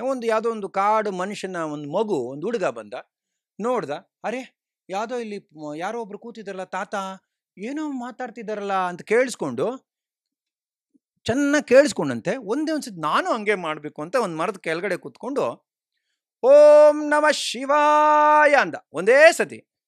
ಅಂದ ಕೂಡಲೇ ಶಿವನ ಸಾಕ್ಷಾತ್ಕಾರವಾಯ್ತಂತೆ ಅವನಿಗೆ, ಆ ಹುಡುಗನಿಗೆ ಮೋಕ್ಷ ಸಿಕ್ತಂತೆ. ಅವಾಗ ಋಷಿಗೆ ಆಶ್ಚರ್ಯ ಆಯ್ತು, ಅರೆ ವರ್ಷಗಟ್ಲೆಯಿಂದ ಕೂತ್ಕೊಂಡು ನಾನು ಮಾಡ್ತಾ ಇದ್ದೀನಿ, ಏನೂ ಆಗ್ಲಿಲ್ವಲ್ಲಪ್ಪ, ಈ ಮಗು ಒಂದೇ ಒಂದ್ಸತಿ ಮಾಡಿದಕ್ಕಾಗಿತ್ತು ಅಂತ. ಆ ಋಷಿಗಳು ಅವ್ರ ಗುರುಗಳ ಹತ್ರ ಕೇಳಿದ್ರಂತೆ, ಗುರುಗಳೇ ಇದೇಕ್ ಸಾಧ್ಯ ಅಂದಂತೆ. ಆಗ ಗುರುಗಳು ಹೇಳಿದ್ರಂತೆ, ಆ ಮಗು ಇದೆಯಲ್ಲ, ಹಿಂದಿನ ಜನ್ಮದಲ್ಲಿ ಅವನು ಯೋಗಿ ಆಗಿದ್ದ, ಅವನು ಆಲ್ರೆಡಿ ಸುಮಾರು ಮಂತ್ರಗಳನ್ನ ಸುಮಾರು ಸರಿ ಮಂತ್ರ ಜಪ ಮಾಡಿದ್ದ, ಇನ್ನೇನು ಒಂದೇ ಒಂದು ಮಂತ್ರ ಬಾಕಿ ಇತ್ತು, ಅಷ್ಟರೊಳಗಡೆ ಅವನಿಗೆ ಹಾವು ಕಚ್ಚಿ ಸತ್ತೋದ. ಸೊ ಅದಕ್ಕೋಸ್ಕರ ಅವನು ಮತ್ತೆ ಜನ್ಮ ತಾಳದ. ಈ ಜನ್ಮದಲ್ಲಿ ಏನಾಯ್ತು, ಅವನು ಒಂದೇ ಒಂದ್ಸತಿ ಅದ್ ಬಿಟ್ಟಿದ್ನಲ್ಲ, ಅದು ಒಂದೇ ಒಂದ್ಸತಿ ಮಂತ್ರ ಹೇಳ್ದ ಕೂಡ ಅವನಿಗೆ ಮೋಕ್ಷ ಸಿಕ್ತು ಅಂತ. ಅಂದ್ರೆ ಓ ಜನ್ಮದಲ್ಲಿ ನೀವೇನ್ ಮಾಡಿದ್ರು ನಮ್ಗೆ ಗೊತ್ತಿಲ್ಲ, we don't need to know that. At least ಈ ಜನ್ಮದಲ್ಲಿ ಆದ್ರೆ ಒಳ್ಳೇದ್ ಮಾಡ್ರಿ, ಮೋಕ್ಷ ಸಿಗ್ಬೋದು. Okay, so do you believe that ಅದೇ ಈ ತರ ಆಗುತ್ತಾ ಗುರುಜಿ? ಆಕ್ಚುಲಿ ಇವಾಗ ಒಬ್ರು ಆತ್ಮದಿಂದ ಏಳು ಜನ್ಮ ಏನೋ ಇರುತ್ತೆ, ಲಾಸ್ಟ್ 7 ಜನ್ಮ. ಸೊ ಅದು ಇವಾಗ ಮೋಕ್ಷ ಅಂತ ಹೇಳಿದ್ರಲ್ಲ, 7 ಜನ್ಮ ಆದ್ಮೇಲೆ ಮೋಕ್ಷ ಸಿಗದ ಅಥವಾ ಆ 7 ಜನ್ಮದಲ್ಲಿ ಯಾವಾಗ ಬೇಕಾದ್ರೆ ಸಿಗ್ಬೋದು? ಸಿ ಐ ಟೆಲ್ ಯು, ಇದು ಅಗೇನ್ ನಮ್ಮಲ್ಲಿ ಇರುವಂತಹ ಒಂದು ಪದ್ಧತಿ ಏನಪ್ಪಾ ಅಂತಂದ್ರೆ, ನೀವು ಎಲ್ಲ ಪ್ರಾಣಿ ಪಕ್ಷಿಗಳಾಗಿ ಕೂಡ ಜನ್ಮವನ್ನು ತಗೊಂಡಿರ್ತೀರಾ, ಓಕೆನಾ? ಕೊನೆಯದಾಗಿ 7 ಜನ್ಮಗಳಿದೆಯಲ್ಲ, ಇದು ಮನುಷ್ಯರಾದಂತಹ ಜನ್ಮವನ್ನು ಪಡ್ಕೋತೀರಾ. 7 ಜನ್ಮವೂ ನೀವು ಮನುಷ್ಯರಾಗ್ತೀರಾ. ಅಂದ್ರೆ ಮನುಷ್ಯ ಆಗಿದ್ರೆ ಹೈಯರ್ ಕಾನ್ಶಿಯಸ್ ಇರುವಂತವನು, ಮನುಷ್ಯ ಆಗಿದ್ರೆ ಅವಂದು 7ನೇ ಜನ್ಮನೇ, ಅದು 7ನೇ ಜನ್ಮ, ಲಾಸ್ಟ್ 7ನೇ ಜನ್ಮ. ಈ 7ನೇ ಜನ್ಮದಲ್ಲೇ ನೀವೆಲ್ಲ ಕರ್ಮಗಳನ್ನ ಮುಗಿಸ್ಕೋಬೇಕು. 7 ಜನ್ಮದಲ್ಲೂ ಮನುಷ್ಯನಾಗೆ ಹುಟ್ಟೋದು, 7 ಜನ್ಮದಲ್ಲೂ ಮನುಷ್ಯನಾಗೆ ಹುಡ್ತೀರಾ. 7 ಜನ್ಮದಲ್ಲೂ ಇಲ್ಲ. ನೀವು ಒಂದೇ ಜನ್ಮದಲ್ಲಿ ನೀವು ಮೋಕ್ಷನೂ ಪಡ್ಕೊಬಹುದು, ಹೇಳಕ್ ಆಗೋದಿಲ್ಲ. ಬಟ್ ಇವಾಗ ನೀವು ಇದನ್ ಮಾಡಿದ್ರೆ ಮುಂದಿನ ಜನ್ಮದಲ್ಲಿ ಅದಾಗ್ತೀರಾ ಅಂತ ಹಂಗಾಗಿ ಮನುಷ್ಯ ಇವಾಗ ಏನೋ ಪಾಪ ಮಾಡಿದ್ರೆ ಇಲ್ಲ ಅದೆಲ್ಲ ಪಾಪ ಮಾಡಿದ್ರೆ ನೀವು ಮತ್ತೆ ಮನುಷ್ಯರಾಗೆ ಬರ್ತೀರಾ. ಓಕೆ, ಬಟ್ 7 ಜನ್ಮ ನೀವು ಒನ್ಸ್ ಮನುಷ್ಯರಾಗಿ ಹುಟ್ಟಿದ್ರೆ 7 ಜನ್ಮ ಮನುಷ್ಯರಾಗೆ ಹುಡ್ತೀರಾ. ಅದೇನ್ ಕಾನ್ಸೆಪ್ಟ್ ಗೊತ್ತಾ, ಮನುಷ್ಯನಿಗೆ ಒಂದು ಹೈಯರ್ ಕಾನ್ಶಿಯಸ್ನೆಸ್ ಅನ್ನೋದಿದೆ. ನಾನು ಅದು ಮುಟ್ಟಿದ್ರೆ, ಬೆಂಕಿ ತಟ್ಟಿದ್ರೆ ಸುಟ್ಟುತ್ತಪ್ಪ ಅಂದ್ರೆ, ಬೆಂಕಿ ಮುಟ್ಟಿದ್ರೆ ಸುಡುತ್ತೆ ಅನ್ನೋ ಒಂದು ಕಾನ್ಸೆಪ್ಟ್, ಒಂದು ಜನರಲ್ ನಾಲೆಜ್ ಇದೆ. ನಾನು ಇದು ಮಾಡಿದ್ರೆ ಕೆಟ್ಟದಾಗುತ್ತೆ, ಇದು ಮಾಡಿದ್ರೆ ಒಳ್ಳೇದಾಗುತ್ತೆ ಅನ್ನೋ ಕಾನ್ಶಿಯಸ್ನೆಸ್ ಇದೆ. ಬಟ್ ಪ್ರಾಣಿ ಪಕ್ಷಿಗಳಿಗೆ ನೋಡಿ ಅಷ್ಟು ಕಾನ್ಶಿಯಸ್ನೆಸ್ ಇಲ್ಲ. ಸೊ ಆದ್ರಿಂದ ಏನಾಗುತ್ತೆ ಅಂದ್ರೆ, ಆ ನಿಮ್ಮ ಕರ್ಮಗಳನ್ನ ಮಾಡಿರ್ತೀರ. ಪ್ರಾಣಿ ಪಕ್ಷಿ ಆದಾಗಲೂ ನೀವು ಕೆಟ್ಟ ಕರ್ಮಗಳನ್ನ ಮಾಡಿರ್ತೀರ, ಒಳ್ಳೆ ಕರ್ಮಗಳನ್ನ ಮಾಡಿರ್ತೀರ. ಆ ಕರ್ಮಗಳನ್ನ ಬರ್ನ್ ಮಾಡ್ಕೋಬೇಕಾದ್ರೆ ಈ 7 ಜನ್ಮ ನಿಮಗೆ ಟೈಮು, ಚಾನ್ಸ್. ಈ 7 ಜನ್ಮದಲ್ಲಿ ಎಷ್ಟು ಸಾಧ್ಯವೋ ಅಷ್ಟು ಒಳ್ಳೆ ಕರ್ಮಗಳನ್ನ ಮಾಡಿ, ಕೆಟ್ಟ ಕರ್ಮ ಕರಗುತ್ತೆ, ಮೋಕ್ಷ ಸಿಗುತ್ತೆ ಅನ್ನುವಂಥ ಒಂದು ನಂಬಿಕೆ ನಮ್ಮಲ್ಲಿ. ಈ 7 ಜನ್ಮಗಳು ನೀವು ಕೆಟ್ಟದನ್ನೇ ಮಾಡ್ಕೊಂಡು ಕೂತ್ಕೋತು ಅಂತಂದ್ರೆ, ಇನ್ನೊಂದು ನಂಬಿಕೆ ಇದೆ, ನೀವು ಪ್ರೇತ ಆತ್ಮರ ಆಗ್ತೀರಾ. ನೀವು ಅಲ್ಲೂ ಹೋಗೋದಿಲ್ಲ, ಇಲ್ಲೂ ಹೋಗೋದಿಲ್ಲ, ಮಧ್ಯದಲ್ಲಿ ಒಂದು ಮಿಡಲ್ ಡೈಮೆನ್ಷನ್ ಅಂತ ಏನಿದೆ, ಆ ಡೈಮೆನ್ಷನ್ ನೀವು ತಗ್ಲಾಕೋತಿರೋ ಅನ್ನುವಂಥ ಒಂದು ನಂಬಿಕೆ, ಒಂದು ಇದು. ಸೊ ಅದು ನಂಬಿಕೆ ಅಷ್ಟೇ, ನಂಬಿಕೆ. ಇದೆ ವಿನಯ್, ಇನ್ನೊಂದು ಅರ್ಥ ಮಾಡ್ಕೋಬೇಕು ನಾವು. ನಮ್ಮಲ್ಲಿ ಯಾವುದೇ ರೀತಿಯ ಒಂದು ಏನಂತಾರೆ, ಆ ಬೇಸ್ ಇಲ್ಲ ನಮ್ಮಲ್ಲಿ. ನಾವು ನಡೆದು ಬಂದಂಥ ದಾರಿನೇ ಹಾಗೆ, ನಂಬಿಕೆಯಲ್ಲಿ ಬದುಕ್ತಾ ಇರೋಂಥವ್ರು. ನೀವು ಶಿವನನ್ನ ಕಾಣ್ತೀರ, ನಾನು ವಿಷ್ಣುವನ್ನ ಕಾಣ್ತೀನಿ, ಅವ್ರ ಶಕ್ತಿಯನ್ನ ಕಾಣ್ತಾರೆ. ಕರೆಕ್ಟ್. ದೇವ್ರು ಒಂದೇ, ಬೇರೆ ಬೇರೆ ರೀತಿಯಲ್ಲಿ ನಾವು ನೋಡ್ತೀವಿ ಅಷ್ಟೇ. ನಂಬಿಕೆ ಅಷ್ಟೇ. ಯಾರಾದ್ರೂ ಶಿವ ನೋಡಿರೋರು ನಿಜವಾಗ್ಲೂ ಇದ್ದಾರಾ? ಯಾರು ವಿಷ್ಣು ನೋಡಿರೋರು ನಿಜವಾಗ್ಲೂ ಇದ್ದಾರಾ? ಕೇಳಿರ್ತೀವಿ ಅಷ್ಟೇ. ಪುರಂದರದಾಸರು ನೋಡಿದ್ರು, ಕನಕದಾಸರು ನೋಡಿದ್ರು ಅಂತ. ಈಗಿಲ್ಲ ನಮ್ಮಲ್ಲಿ ಅವರು. ಅಂದ್ರೆ ನಾವು ನಂಬಿಕೆಯಲ್ಲಿ ಬದುಕ್ತಾ ಇರುವಂಥವ್ರು. ಆ ನಂಬಿಕೆನ ನಂಬಿದ್ರೆ ಎಲ್ಲವೂ ನಿಜ, ನಂಬಲಿಲ್ಲ ಅಂತಂದ್ರೆ ಎಲ್ಲವೂ ಸುಳ್ಳೆ. ಕರೆಕ್ಟ್. ಅದೇ ಇವಾಗ ಒಂದ್ ಎನರ್ಜಿ ಇದೆ ಅಷ್ಟೇ. ಅದು ಶಿವನೇ ಇರ್ಬೋದು, ಶಕ್ತಿನೇ ಇರ್ಬೋದು, ಏನೇ ಇರ್ಬೋದು, ಒಂದ್ ಎನರ್ಜಿ ಇದೆ ಅಂತ ನಂಬ್ಕೊಂಡು ನೀನ್ ಬದುಕಿದ್ರೆ you will reach your goal. ಖಂಡಿತ 100%. ವಿನಾ, ಈಗ ಸ್ಮಾಲ್ ಎಕ್ಸಾಂಪಲ್, ಪೆಟ್ರೋಲ್ ಇರೋದ್ರಿಂದ ಕಾರ್ ಓಡ್ತಾ ಇದೆ, ಇಂಜಿನ್ ಇರೋದ್ರಿಂದ ಕಾರ್ ಓಡ್ತಾ ಇದೆ. ನಮ್ಮಲ್ಲಿ ಏನಿದೆ ರೀ ಓಡೋದಕ್ಕೆ? ನಾವೇನ್ ಪೆಟ್ರೋಲ್ ಹಾಕ್ತಾ ಇದೀವಿ? ಊಟ ಮಾಡೋದ್ರಿಂದ ಆ ಎನರ್ಜಿ ಕನ್ವರ್ಟ್ ಆಗಿ, ಅದನ್ನ ಎನರ್ಜಿಯಾಗಿ ಕನ್ವರ್ಟ್ ಆಗಿ ನಾವು ಬದುಕ. ಅಂದ್ರೆ ಅರ್ಥ ಮಾಡ್ಕೊಳ್ಳಿ, ಏನೋ ಒಂದು ಕಾನ್ಸೆಪ್ಟ್ ಇದೆ ರೀ, ಏನೋ ಒಂದು ಎನರ್ಜಿ ಇದೆ ಅಲ್ಲಿ. ನಮ್ಗೆ ಯಾರಿಗೂ ಅದು ಗೋಚರ ಆಗ್ತಾ ಇಲ್ಲ, ನಮ್ಗೆ ಯಾರಿಗೂ ಕಾಣಿಸ್ತಾ ಇಲ್ಲ ಅದು. ಬಟ್ ನಮ್ಮಲ್ಲಿ ರೆಗ್ಯುಲರ್ ಆಗಿ ಟಚ್ ಅಲ್ಲಿ ಇದೆ. ಈಗ ಯೋಗದಲ್ಲಿ ಸಿದ್ಧಿಸ್ಕೊಳ್ಳದೆ ಇರೋಕೆ ಆಗದೆ ಇರೋಂಥದ್ದು ಯಾವುದೂ ಇಲ್ಲ ಅಂತ ಹೇಳ್ತಾರೆ ಅಲ್ವಾ? ಆದ್ರೆ ಒಂದು ಸರಿ ಬ್ರಹ್ಮ ಅನ್ನೋರು ಹಣೆ ಬರೆದು ಕಳಿಸಿದ್ಮೇಲೆ ಅದನ್ನ ಚೇಂಜ್ ಮಾಡಕ್ಕೆ ಯಾರ ಕೈಯಿಂದಾನೂ ಇಲ್ಲ ಅಂತ ಹೇಳ್ತಾರೆ.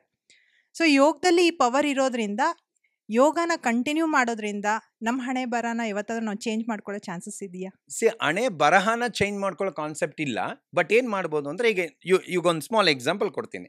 ನಾನು ಜಮ್ದಲ್ಲಿ ಯಾರಿಗೊಬ್ರು ಸರಿಯಾಗಿ ಹೊಡೆದಿದೆ ಅಂತ ಅನ್ಕೊಳ್ಳಿ, ಅದು ನಾನು ಕರ್ಮ ಮಾಡಿದೆ. ಈ ಜಮ್ದಲ್ಲಿ ನಾನು ನಡ್ಕೊಂಡು ಹೋಗ್ತಾ ಇದ್ದೀನಿ. ಬಟ್ ಜಮ್ದಲ್ಲಿ ಸರಿಯಾಗಿ ಒಬ್ರಿಗೆ ಹೊಡೆದಿದೆ. ಹೊಡೆದಾದ ನಂತರ ಅದೇ ದಿವಸ ಏನ್ ಮಾಡಿದೆ, ಯಾವುದೋ ಒಂದು ಪ್ರಾಣಿಗೆ ಪಕ್ಷಿಗೋ ಹೆಲ್ಪ್ ಮಾಡಿದೆ ನಾನು. ಎಲ್ಲೋ ಆಕ್ಸಿಡೆಂಟ್ ಆಗ್ಬಿಟ್ಟಿತ್ತು ಅನ್ಕೊಳ್ಳಿ ಓಕೆನಾ, ಯಾವುದೋ ಒಂದು ಪಕ್ಷಿಗೋ ಪ್ರಾಣಿಗೋ ಆಕ್ಸಿಡೆಂಟ್ ಆಗಿತ್ತು, ನಾನು ಅದನ್ನ ಸೇವ್ ಮಾಡಿ ಪ್ರಾಣ ಉಳಿಸಿದೆ. ಬಟ್ ಬೆಳಗ್ಗೆ ಅವನಿಗೊಬ್ಬ ಸರಿಯಾಗಿ ಹೊಡೆದಿದೆ, ಸಾಯಂಕಾಲ ಇನ್ನೊಬ್ರಿಗೆ ಯಾರಿಗೋ ಹೆಲ್ಪ್ ಮಾಡಿದೆ. ಸೊ ಅದು ನನ್ನಲ್ಲಿ ಏನಾಯ್ತು, ಜಮ್ದು ಗುಡ್ ಕರ್ಮನೂ ಇತ್ತು, ಬ್ಯಾಡ್ ಕರ್ಮನೂ ಇತ್ತು. ಈ ಜಮ್ದಲ್ಲಿ ಏನಾಯ್ತು, ನಾನು ನಡ್ಕೊಂಡು ಹೋಗ್ತಾ ಇದ್ದೀನಿ, ಯಾರೋ ಒಬ್ರು ಸರಿಯಾಗಿರೋ ಏನೋ ಕೋಲ್ ತಗೊಂಡು ನನಗೆ ಹೊಡಿಯೋದಕ್ಕೆ ಬಂದ್ರು. ಆ ಹೊಡಿಯೋಕೆ ಬಂದಿದ್ದ ಫೋರ್ಸ್ಗೆ ನಾನೇನ್ ಮಾಡಿದೆ, ನನಗೆ ಮುಂದಗಡೆ ಯಾವುದೋ ಒಂದು ಮಿರರ್ ಏನೋ ಇತ್ತು, ಹೊಡಿಯೋಕೆ ಬರ್ತಾ ಇರೋದು ಕಾಣಿಸ್ಬಿಡ್ತು ನನಗೆ. ಸೊ ನಾನೇನ್ ಮಾಡಿದೆ, ತಲೆ ಬಗ್ಸ್ದೆ. ಅಷ್ಟು ಜೋರಾಗಿ ಪೆಟ್ಟು ಬಿಡೋ ಅಂಥದ್ದು ಸೇವ್ ಆಯ್ತು. ಬಟ್ ನನ್ನ ತಲೆ ಹೋಗಿ ಗೋಡೆ ಗುದ್ದಿತ್ತು, ಏಟ್ ಬಿತ್ತು. ನಾನು ಮಾಡಿದ ತಪ್ಪಿಗೆ ಶಿಕ್ಷೆ ಅನುಭವಿಸ್ದೆ, ಆದ್ರೆ ತಲೆ ಹೋಗೋಷ್ಟು ಶಿಕ್ಷೆ ಅನುಭವಿಸ್ಲಿಲ್ಲ. ಅಷ್ಟೇ ಕಾನ್ಸೆಪ್ಟ್. ಅಂದ್ರೆ ಬ್ರಹ್ಮನ ಅವನ ಬರಹನ ಬದಲಾಯಿಸೋದಕ್ಕೆ ಸಾಧ್ಯ ಇಲ್ಲ, ಆದ್ರೆ ಎಫೆಕ್ಟ್ ಅನ್ನ ಕಡಿಮೆ ಮಾಡ್ಕೋಬಹುದು. ಬಟ್ ಯೋಗಕ್ಕೆ ಪವರ್ ಇದೆ, ಖಂಡಿತವಾಗ್ಲೂ ಇದೆ. ಅದು ಅದಕ್ಕೊಂದು ನಿಮ್ಗೆ ಸಮಯ ಇತ್ತು ಅಂದ್ರೆ ಇದೊಂದು ಸ್ಟೋರಿ ಹೇಳ್ತೀನಿ, ತುಂಬಾ ಅದ್ಭುತವಾಗಿದೆ. ರಾಮಕೃಷ್ಣ ಪರಮಹಂಸರು ಗೊತ್ತಲ್ಲ, ಎಂತ ಯೋಗಿಗಳವರೆಲ್ಲ, ಅಮ್ಮನನ್ನೇ ಕರ್ಸಂತಹ ಯೋಗಿಗಳವರು, ಅಂತ ಜ್ಞಾನೋದಯವಾದಂತ ಯೋಗಿಗಳು. ಸೊ ಅವ್ರ ಬಗ್ಗೆ ತುಂಬಾ ಪ್ರಚಾರ ತುಂಬಾ ಕಡೆ ಆಗಿತ್ತಂತೆ. ಒಬ್ಬ ಹಠಯೋಗಿ ಬಂದಂತೆ ಅಲ್ಲಿಗೆ, ಒಬ್ಬ ಅಘೋರಿ ಯೋಗಿ ಬಂದು, ಹಠಯೋಗಿ ಬಂದು, ರಾಮಕೃಷ್ಣ ಪರಮಹಂಸ ಅಂದ್ರೆ ನೀವೇನಾ?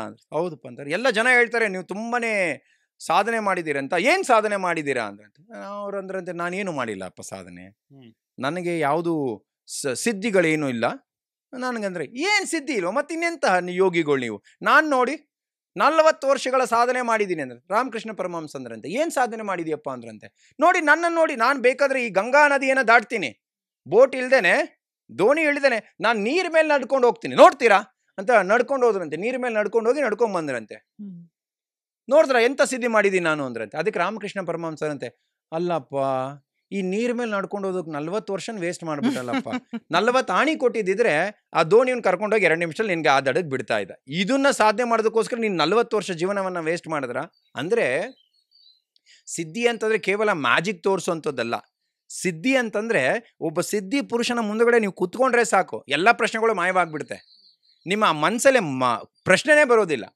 ನಿಮ್ಗೆ ಯಾವಾಗ ಪ್ರಶ್ನೆಗಳು ಬರುತ್ತಪ್ಪ ಅಂತಂದ್ರೆ ತಿಳ್ಕೊಬೇಕು ತಿಳ್ಕೊಬೇಕು ತಿಳ್ಕೊಬೇಕು ಅನ್ನೋಂಥ ಕಾತುರತೆ ಇದ್ದಾಗ ಪ್ರಶ್ನೆಗಳನ್ನ ಕೇಳ್ತೀರ. ನೀವು ಆ ಪುರುಷನ ಮುಂದೆ ಕುತ್ಕೊಂಡಾಗ, ಆ ಸಿದ್ಧಿ ಪುರುಷನ ಮುಂದೆ ಕುತ್ಕೊಂಡಿದ ತಕ್ಷಣನೇ ಪ್ರಶ್ನೆ ಎಲ್ಲ ಮಾಯವಾಗ್ಬಿಡುತ್ತೆ. ಏನೋ ಒಂದು ರೀತಿಯಲ್ಲ ಆನಂದ. ಈಗಲೂ ನೋಡಿ, ನೀವು ರಾಮಕೃಷ್ಣ ಮಠಕ್ಕೆ, ಶಾರದಾದೇವಿ ಮಠಕ್ಕೆ ಹೋಗ್ರಿ, ರಮಣ ಮಹರ್ಷಿಗಳ ಮಠಕ್ಕೆ ಹೋಗಿ, ರಮಣ ಮಹರ್ಷಿಗಳ ಸಮಾಧಿಗೆ ಹೋಗಿ, ಅಲ್ಲಿ ಕುತ್ಕೊಂಡ್ರೆ ನಿಮ್ಗೆ ಯಾವ ಪ್ರಶ್ನೆನೂ ಬರೋದಿಲ್ಲ. ಸಮಾಧಿ ಮುಂದೆ ಕುತ್ಕೊಂಡ್ರೆ ಏನೂ ಇರೋದಿಲ್ಲ ಮನ್ಸಲ್ಲಿ, ಸುಮ್ಮನೆ ಕುತ್ಕೊಂಡಿರ್ಬೇಕು ಅನ್ಸುತ್ತೆ, ಎದ್ದೋಗೋಕು ಮನ್ಸು ಬರಲ್ಲ. ಅಂದ್ರೆ ಅವರೆಲ್ಲ ಸಿದ್ಧಿ ಪುರುಷರು.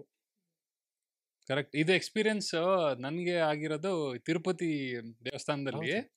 ಅಷ್ಟು ಲೈನಲ್ಲಿ ಕ್ಯೂ ನಿಂತ್ಕೊಂಡು ತಿರುಪತಿ ಇದನ್ನ ಕೇಳ್ಕೋಬೇಕು ದೇವ್ರ ಹತ್ರ ಅಂತ ಅಲ್ಲಿ ಹೋಗಿರ್ತೀವಿ. ಒನ್ಸ್ ತಿರುಪತಿ ದರ್ಶನ ಹಿಂಗ ಆಯ್ತು ಅಂದ್ರೆ ನಿನ್ ತಲೆಯಲ್ಲಿ ಇರೋದೆಲ್ಲ ಹೋಗಿರುತ್ತೆ, ನಿನ್ ಕಣ್ಣಲ್ಲಿ ನೀರ್ ಬರಕ್ ಸ್ಟಾರ್ಟ್ ಆಗುತ್ತೆ. ಗುರುಜಿ, ಈಗ ಯೋಗದಲ್ಲಿ ನಾವು ಸಿದ್ಧಿಗಳನ್ನ ಮಾಡ್ಕೋಬಹುದು ಇಷ್ಟೆಲ್ಲ ಹೇಳಿದ್ರಿ ಅಲ್ವಾ, ಹಾಗೇನೆ ಯೋಗ ಇಂದ ನಮ್ಮ ಟೆಲಿಪತಿನ ನಾವು ಇಂಪ್ರೂವ್ ಮಾಡ್ಕೋಬಹುದಾ? ನಾನು ಅವಾಗಲೇ ಈ ಕಾನ್ಸೆಪ್ಟ್ ಬಗ್ಗೆ ಮಾತಾಡಿದೆ. ಇಂಟೆನ್ಷನ್ಸ್ ಅಂತ ಕರಿತೀವಿ ನಾವು. ಓಕೆ, ನಮ್ಮಲ್ಲಿ ಮುಂದೆ ಏನಾಗ್ತಿದೆ ಅನ್ನೋದು ಕೂಡ ಅರಿವಾಗುವಂತಹ ಕೆಪಾಸಿಟಿ ನಿಮ್ಮಲ್ಲಿ ಇನ್ಕ್ರೀಸ್ ಆಗ್ತಾ ಹೋಗುತ್ತೆ. ಯುವರ್ ಬೇಸಿಕಲಿ ಅವೇರ್ನೆಸ್, ನಿಮ್ಮ ಅವೇರ್ನೆಸ್ ಚೆನ್ನಾಗಿರುತ್ತೆ.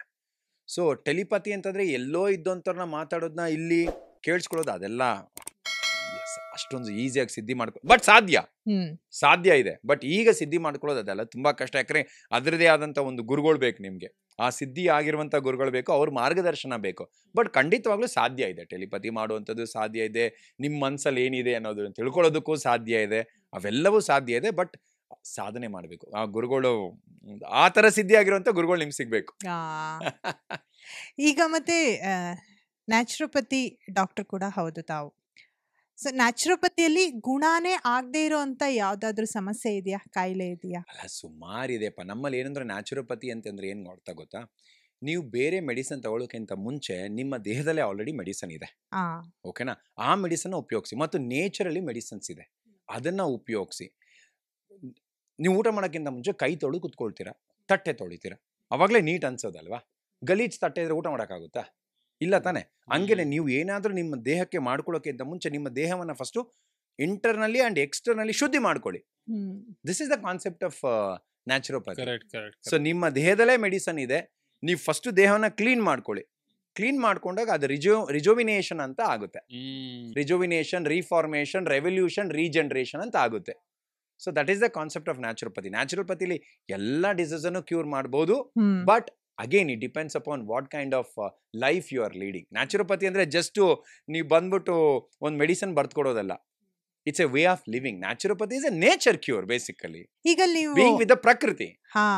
ಲಿವಿಂಗ್ ಅಂತ ಹೇಳಿದ್ರಲ್ವಾ, ಈಗಿನ ಕಾಲದಲ್ಲಂತೂ ನೀವು ನೋಡಿರ್ತೀರಾ, ಒಂದು ಬೇಬಿ ಪ್ಲಾನ್ ಮಾಡ್ಬೇಕಂದ್ರೂ ಕೂಡ ನಾವು ನಮ್ಮ ಲೈಫ್ ಸ್ಟೈಲ್ ಆಗಿರ್ಬೋದು, ನಮ್ಮ ಫುಡ್ ಆಗಿರ್ಬೋದು, ಎಷ್ಟು ಮ್ಯಾಟ್ರ್ ಆಗ್ತಾ ಇದೆ. ಈಗಂತೂ ನಾವು ಡಾಕ್ಟರ್ ಹತ್ರ ಹೋಗ್ಬಿಟ್ರೆ ಅವ್ರು ಹೇಳ್ತಾರೆ, ಈಗಿನ ಒಂದು ಲೈಫ್ ಸ್ಟೈಲ್ ಫುಡ್ಡಿಗೆ ನೀವು ಬೇಬಿ ಮಾಡ್ಕೊಳ್ಳೋದು ತುಂಬ ಕಷ್ಟ, ಅದಕ್ಕೆ ಅಂತ ಪ್ರಿಪ್ರೇಷನ್ ನಡೆಸಬೇಕು.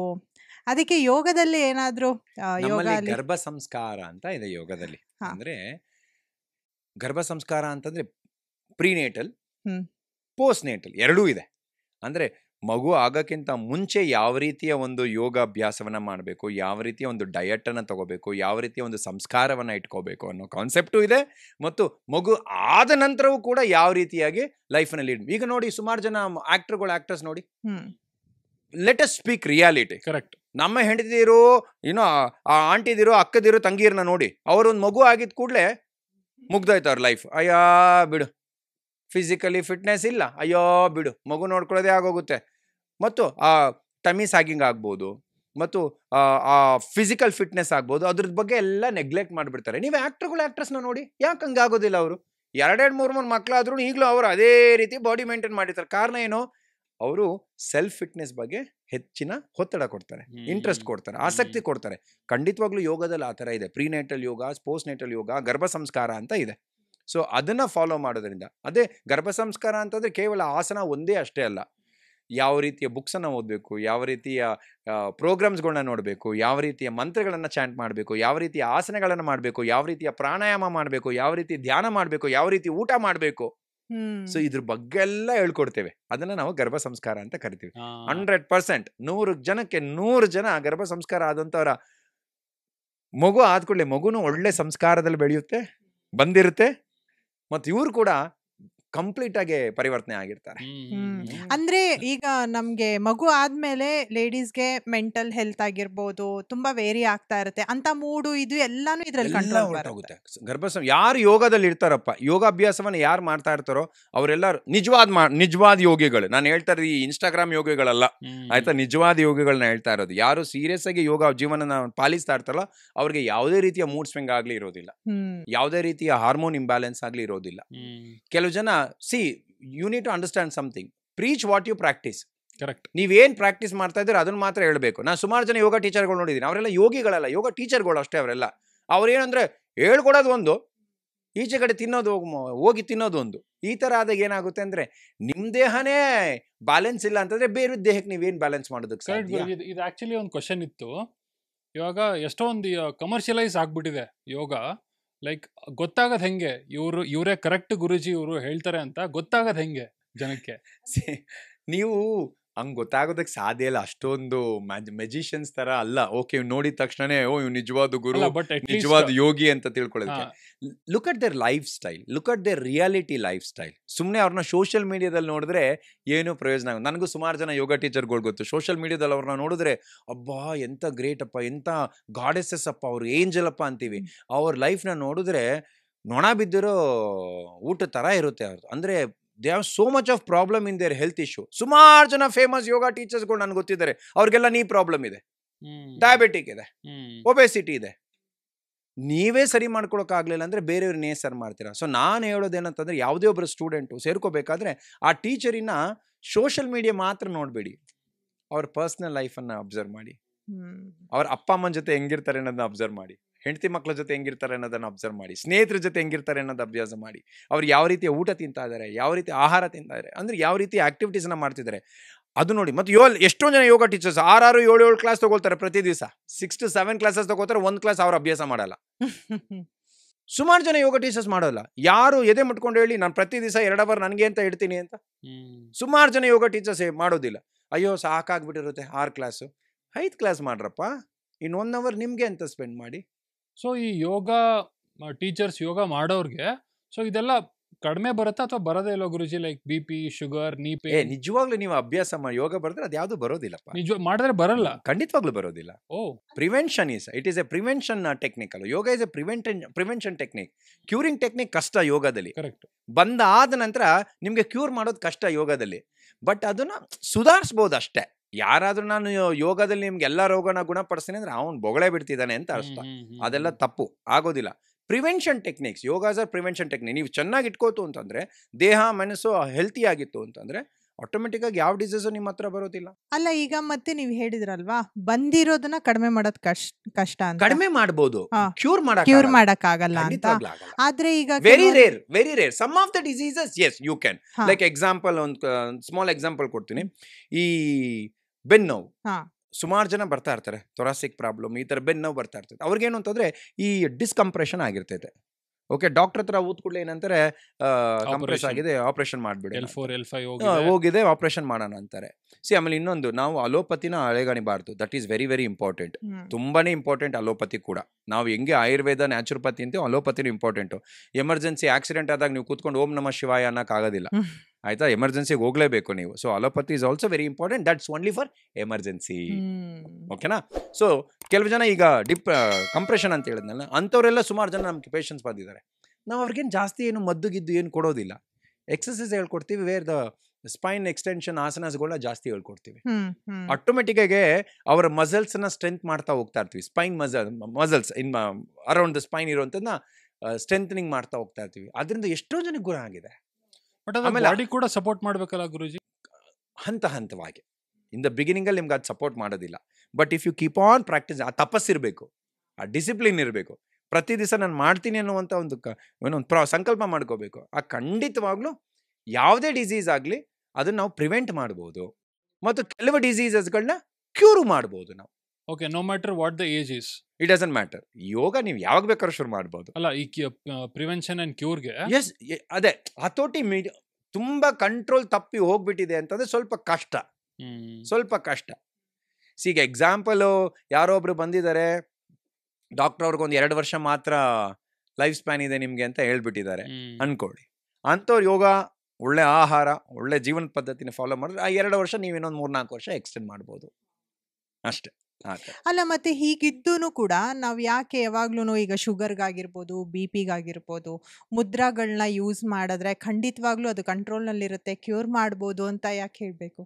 ಅರ್ಥ ಆಗ್ಲಿಲ್ಲ ನಿಮ್ ಪ್ರಶ್ನೆ ಗೊತ್ತಾಗ್ಲಿಲ್ಲ. ಅಂದ್ರೆ ಈಗ ನೀವ್ ಹೇಳಿದ್ರಲ್ವಾ, ಕೆಲವೊಂದನ್ನ ಕಂಟ್ರೋಲಿಗೆ ತಗೋಬಹುದು, ಕೆಲವೊಂದನ್ನ ಗುಣಪಡಿಸಬಹುದು ಅಂತ ಹೇಳಿ. ಹಾಗಿದ್ದಲ್ಲಿ ಈಗ ಬಂದ್ಬಿಟ್ಟಿರುತ್ತೆ, ಶುಗರ್ ಆಗ್ಲಿ BP ಆಗ್ಲಿ ಬಂದ್ಬಿಟ್ಟಿರುತ್ತೆ, ಅಂತವ್ರಿಗೆ ಮುದ್ರಗಳನ್ನ ಯೂಸ್ ಮಾಡಿ ಅದು ಕಂಟ್ರೋಲ್ ನಲ್ಲಿ ಇರುತ್ತೆ ಅಂತ ಹೇಳ್ತಾರೆ. ಕಂಟ್ರೋಲ್ ಅಲ್ಲಿ ಇರುತ್ತೆ. ಅಲ್ಲ, ಇನ್ ಕೆಲವು ಕಡೆ ಫುಲ್ ಕ್ಯೂರೋ ಆಗುತ್ತೆ ಮಾಡ್ತಾ ಹೋದ ಹಾಗೆ ಅಂತಾನು ಹೇಳ್ತಾರೆ. ಕಷ್ಟಪ್ಪ, ಅದೆಲ್ಲ ಕಷ್ಟ. ಸೊ ಸುಮ್ನೆ ಹೇಳೋದು ದೊಡ್ಡದಲ್ಲ. ನಮ್ಮಲ್ಲಿ ಏನು ಅಂತಂದ್ರೆ ಏನೇ ಇದ್ರು ರಿಸರ್ಚ್ ಬೇಸ್ ಇಟ್ಕೊಂಡು ನಾವು ಮಾತಾಡ್ಬೇಕು. ನಾನು ಹೇಳಬಹುದು, ವಿನಯ್ ನಿಮ್ಮನ್ನ ಇಲ್ಲಿಂದ ಹೋಗೋ ಅಷ್ಟಲ್ಲ 10 ಕಿಲೋ ಕಡಿಮೆ ಮಾಡ್ತೀನಿ ಅಂತ ಹೇಳ್ಬೋದು. ಹೇಳೋದಕ್ಕೆ ಯಾರು ಬೇಕಾದ್ರೆ ಹೇಳ್ತಾರೆ, ಆಯ್ತಾ? ರಿಯಾಲಿಟಿ ಇರಬೇಕು. ರಿಯಾಲಿಟಿಗೆ you need to be practical ಆಗಿರ್ಬೇಕು. ಹೇಳೋರು ತುಂಬಾ ಜನ ಹೇಳ್ತಾರೆ. ಕಂಟ್ರೋಲ್ ಮಾಡ್ಬೋದು, ಪ್ರಿವೆನ್ಷನ್ ಮಾಡ್ಬೋದು, ಕ್ಯೂರ್ ಮಾಡೋದೆಲ್ಲ ತೀರಾ ಕಷ್ಟ. ಮತ್ತೆ ಈಗಿನ ಲೈಫ್ ಸ್ಟೈಲ್ಗಂತೂ ನಿಮಗೆ ಗೊತ್ತೇ ಇದೆ, ಸರ್ವೇ ಸಾಮಾನ್ಯ ಒಂದು ಕ್ವಶನ್ ಏನಂದ್ರೆ ಹೇರ್ ಫಾಲ್ ಆಗಿರ್ಬೋದು, ಇದೆಲ್ಲ ಎಲ್ಲರಿಗೂ ಪ್ರಾಬ್ಲಮ್ ಕಾಡ್ತಾ ಇದೆ. ಅದಕ್ಕೆ ಯೋಗದಲ್ಲಿ ಏನಾದ್ರೂ ಇಲ್ಲ ನ್ಯಾಚುರಲ್? ಬರೀ ಯೋಗದಲ್ಲೇ ಅಂತಲ್ಲ, ನೆನ್ಪಿಟ್ಕೊಳ್ಳಿ, ಬರೀ ಏರ್ ಫಾಲ್ಗೆ ಅಂತಲ್ಲ, ಸ್ಕಿನ್ಗೆ ಆಗ್ಬೋದು, ಏರ್ ಫಾಲ್ಗೆ ಆಗ್ಬೋದು, ಒಬೆಸಿಟಿಗೆ ಆಗ್ಬೋದು, ಎಲ್ಲದಕ್ಕೂ ಒಂದು ನೆನ್ಪಿಟ್ಕೊಳ್ಳಿ, ಸರ್ವರೋಗ ಮೂಲಂ ಉದಿರಂ. ಎಲ್ಲ ರೋಗಕ್ಕೆ ಕಾರಣ ಡೈಜೆಸ್ಟಿವ್ ಸಿಸ್ಟಮ್. ಇದೊಂದು ನೀವು ಚೆನ್ನಾಗಿಟ್ಕೊಳ್ಳಿ. ಅಂದ್ರೆ ನೀವೇನ್ ತಿಂತಾ ಇದ್ರೋ ಆ ಅವೇರ್ನೆಸ್ ಇರಲಿ, ಆ ಕಾನ್ಶಿಯಸ್ನೆಸ್ ಇರಲಿ. ನಾನು ಇದನ್ನ ತಿಂದ್ರೆ ನನಗೇನಾಗ್ತಾ ಇದೆ ಅನ್ನೋ ಆ ಕಾನ್ಶಿಯಸ್ನೆಸ್ ತಿಂತು ಅಂತಂದ್ರೆ ಅದು ನಿಮ್ಗೆ ಎಲ್ಲಾ ರೀತಿನ ಹೆಲ್ಪ್ ಮಾಡುತ್ತೆ. ಕೆಲವು ಜನ ನನ್ ಕೇಳ್ತಾರೆ, ಗುರುಜಿ ಅದ್ ಹೆಂಗೆ ನಿಮ್ಗೆ ಹೇರ್ಗು ಚೆನ್ನಾಗಿ ಬೆಳೆಯುತ್ತೆ, ಯಾವ ಶಾಂಪೂ ಹಾಕ್ತಿರೋ, ಯಾವ ಕ್ರೀಮ್ ಹಾಕ್ತಿರಾ? ನಿಜ ಹೇಳ, ನಾನು ಏನೂ ಹಾಕಲ್ಲ, ಹರಳೆನೆ ಬಿಟ್ರೆ ಚೆನ್ನಾಗಿ ಬೆಳಿ. ಯಾಕಂದ್ರೆ ನಾನು ಚೆನ್ನಾಗಿ ಊಟ ಚೆನ್ನಾಗಿ ಮಾಡ್ತೀನಿ, 2 ಹೊತ್ತು ತಿಂತೀನಿ, ಯಾವಾಗ್ಲೂ ಒಂದೊಂದ್ಸತಿ 3 ಹೊತ್ತು ತಿಂತೀನಿ, ಆರೋಗ್ಯಕರವಾಗಿರುವಂಥ ಜೀವನವನ್ನು ಮಾಡ್ತೀನಿ, ಬೆಳಗ್ಗೆ ಯೋಗಾಭ್ಯಾಸ ಮಾಡ್ತೀನಿ, ಪ್ರಾಣಾಯಾಮ ಮಾಡ್ತೀನಿ. ಯಾವಾಗ ನೀವು ನಿಮ್ಮ ಬಾಡಿಲಿರುವಂಥ ತ್ರಿಮಲಾಸ್ ಅಂತ ಏನ್ ಕರಿತೀವೋ, ಫೀಸಸ್, ಯೂರಿನ್ ಅಂಡ್ ಸ್ವೆಟ್, ಈ 3ನ್ನ ಯಾವಾಗ ನೀವು ಬಾಡಿಯಿಂದ ಈಚೆ ಹಾಕ್ತೀರಾ ಅವಾಗ ನಿಮ್ ಬಾಡಿ ಕ್ಲೀನ್ ಆಗಿರುತ್ತೆ. ನಿಮ್ ಬಾಡಿ ಕ್ಲೀನ್ ಆಗಿತ್ತು ಅಂತಂದ್ರೆ ಎಲ್ಲ ಸೆಲ್ಸ್ಗೂ ಹೋಗ್ಬೇಕಾಗಿರುವಂತ ಎನರ್ಜಿ ಹೋಗುತ್ತೆ. ಎಲ್ಲ ಸೆಲ್ಸ್ಗೂ ಎನರ್ಜಿ ಹೋಯ್ತು ಅಂದ್ರೆ ಆಟೋಮೆಟಿಕ್ ಕೂದಲು ಚೆನ್ನಾಗಿ ಬೆಳೆಯುತ್ತೆ. Correct. Keep your body fit and fine by eating good food, good exercise. ನಮ್ಮಲ್ಲಿ 4 ಪಿಲ್ಲರ್ ಇದೆ ಆರೋಗ್ಯಕ್ಕೆ. ಏನಪ್ಪಾ ಅಂದ್ರೆ ಪ್ರಾಪರ್ ಬ್ರೀತಿಂಗ್, ಚೆನ್ನಾಗಿ ಉಸಿರಾಡಬೇಕು. 5 ಪಿಲ್ಲರ್.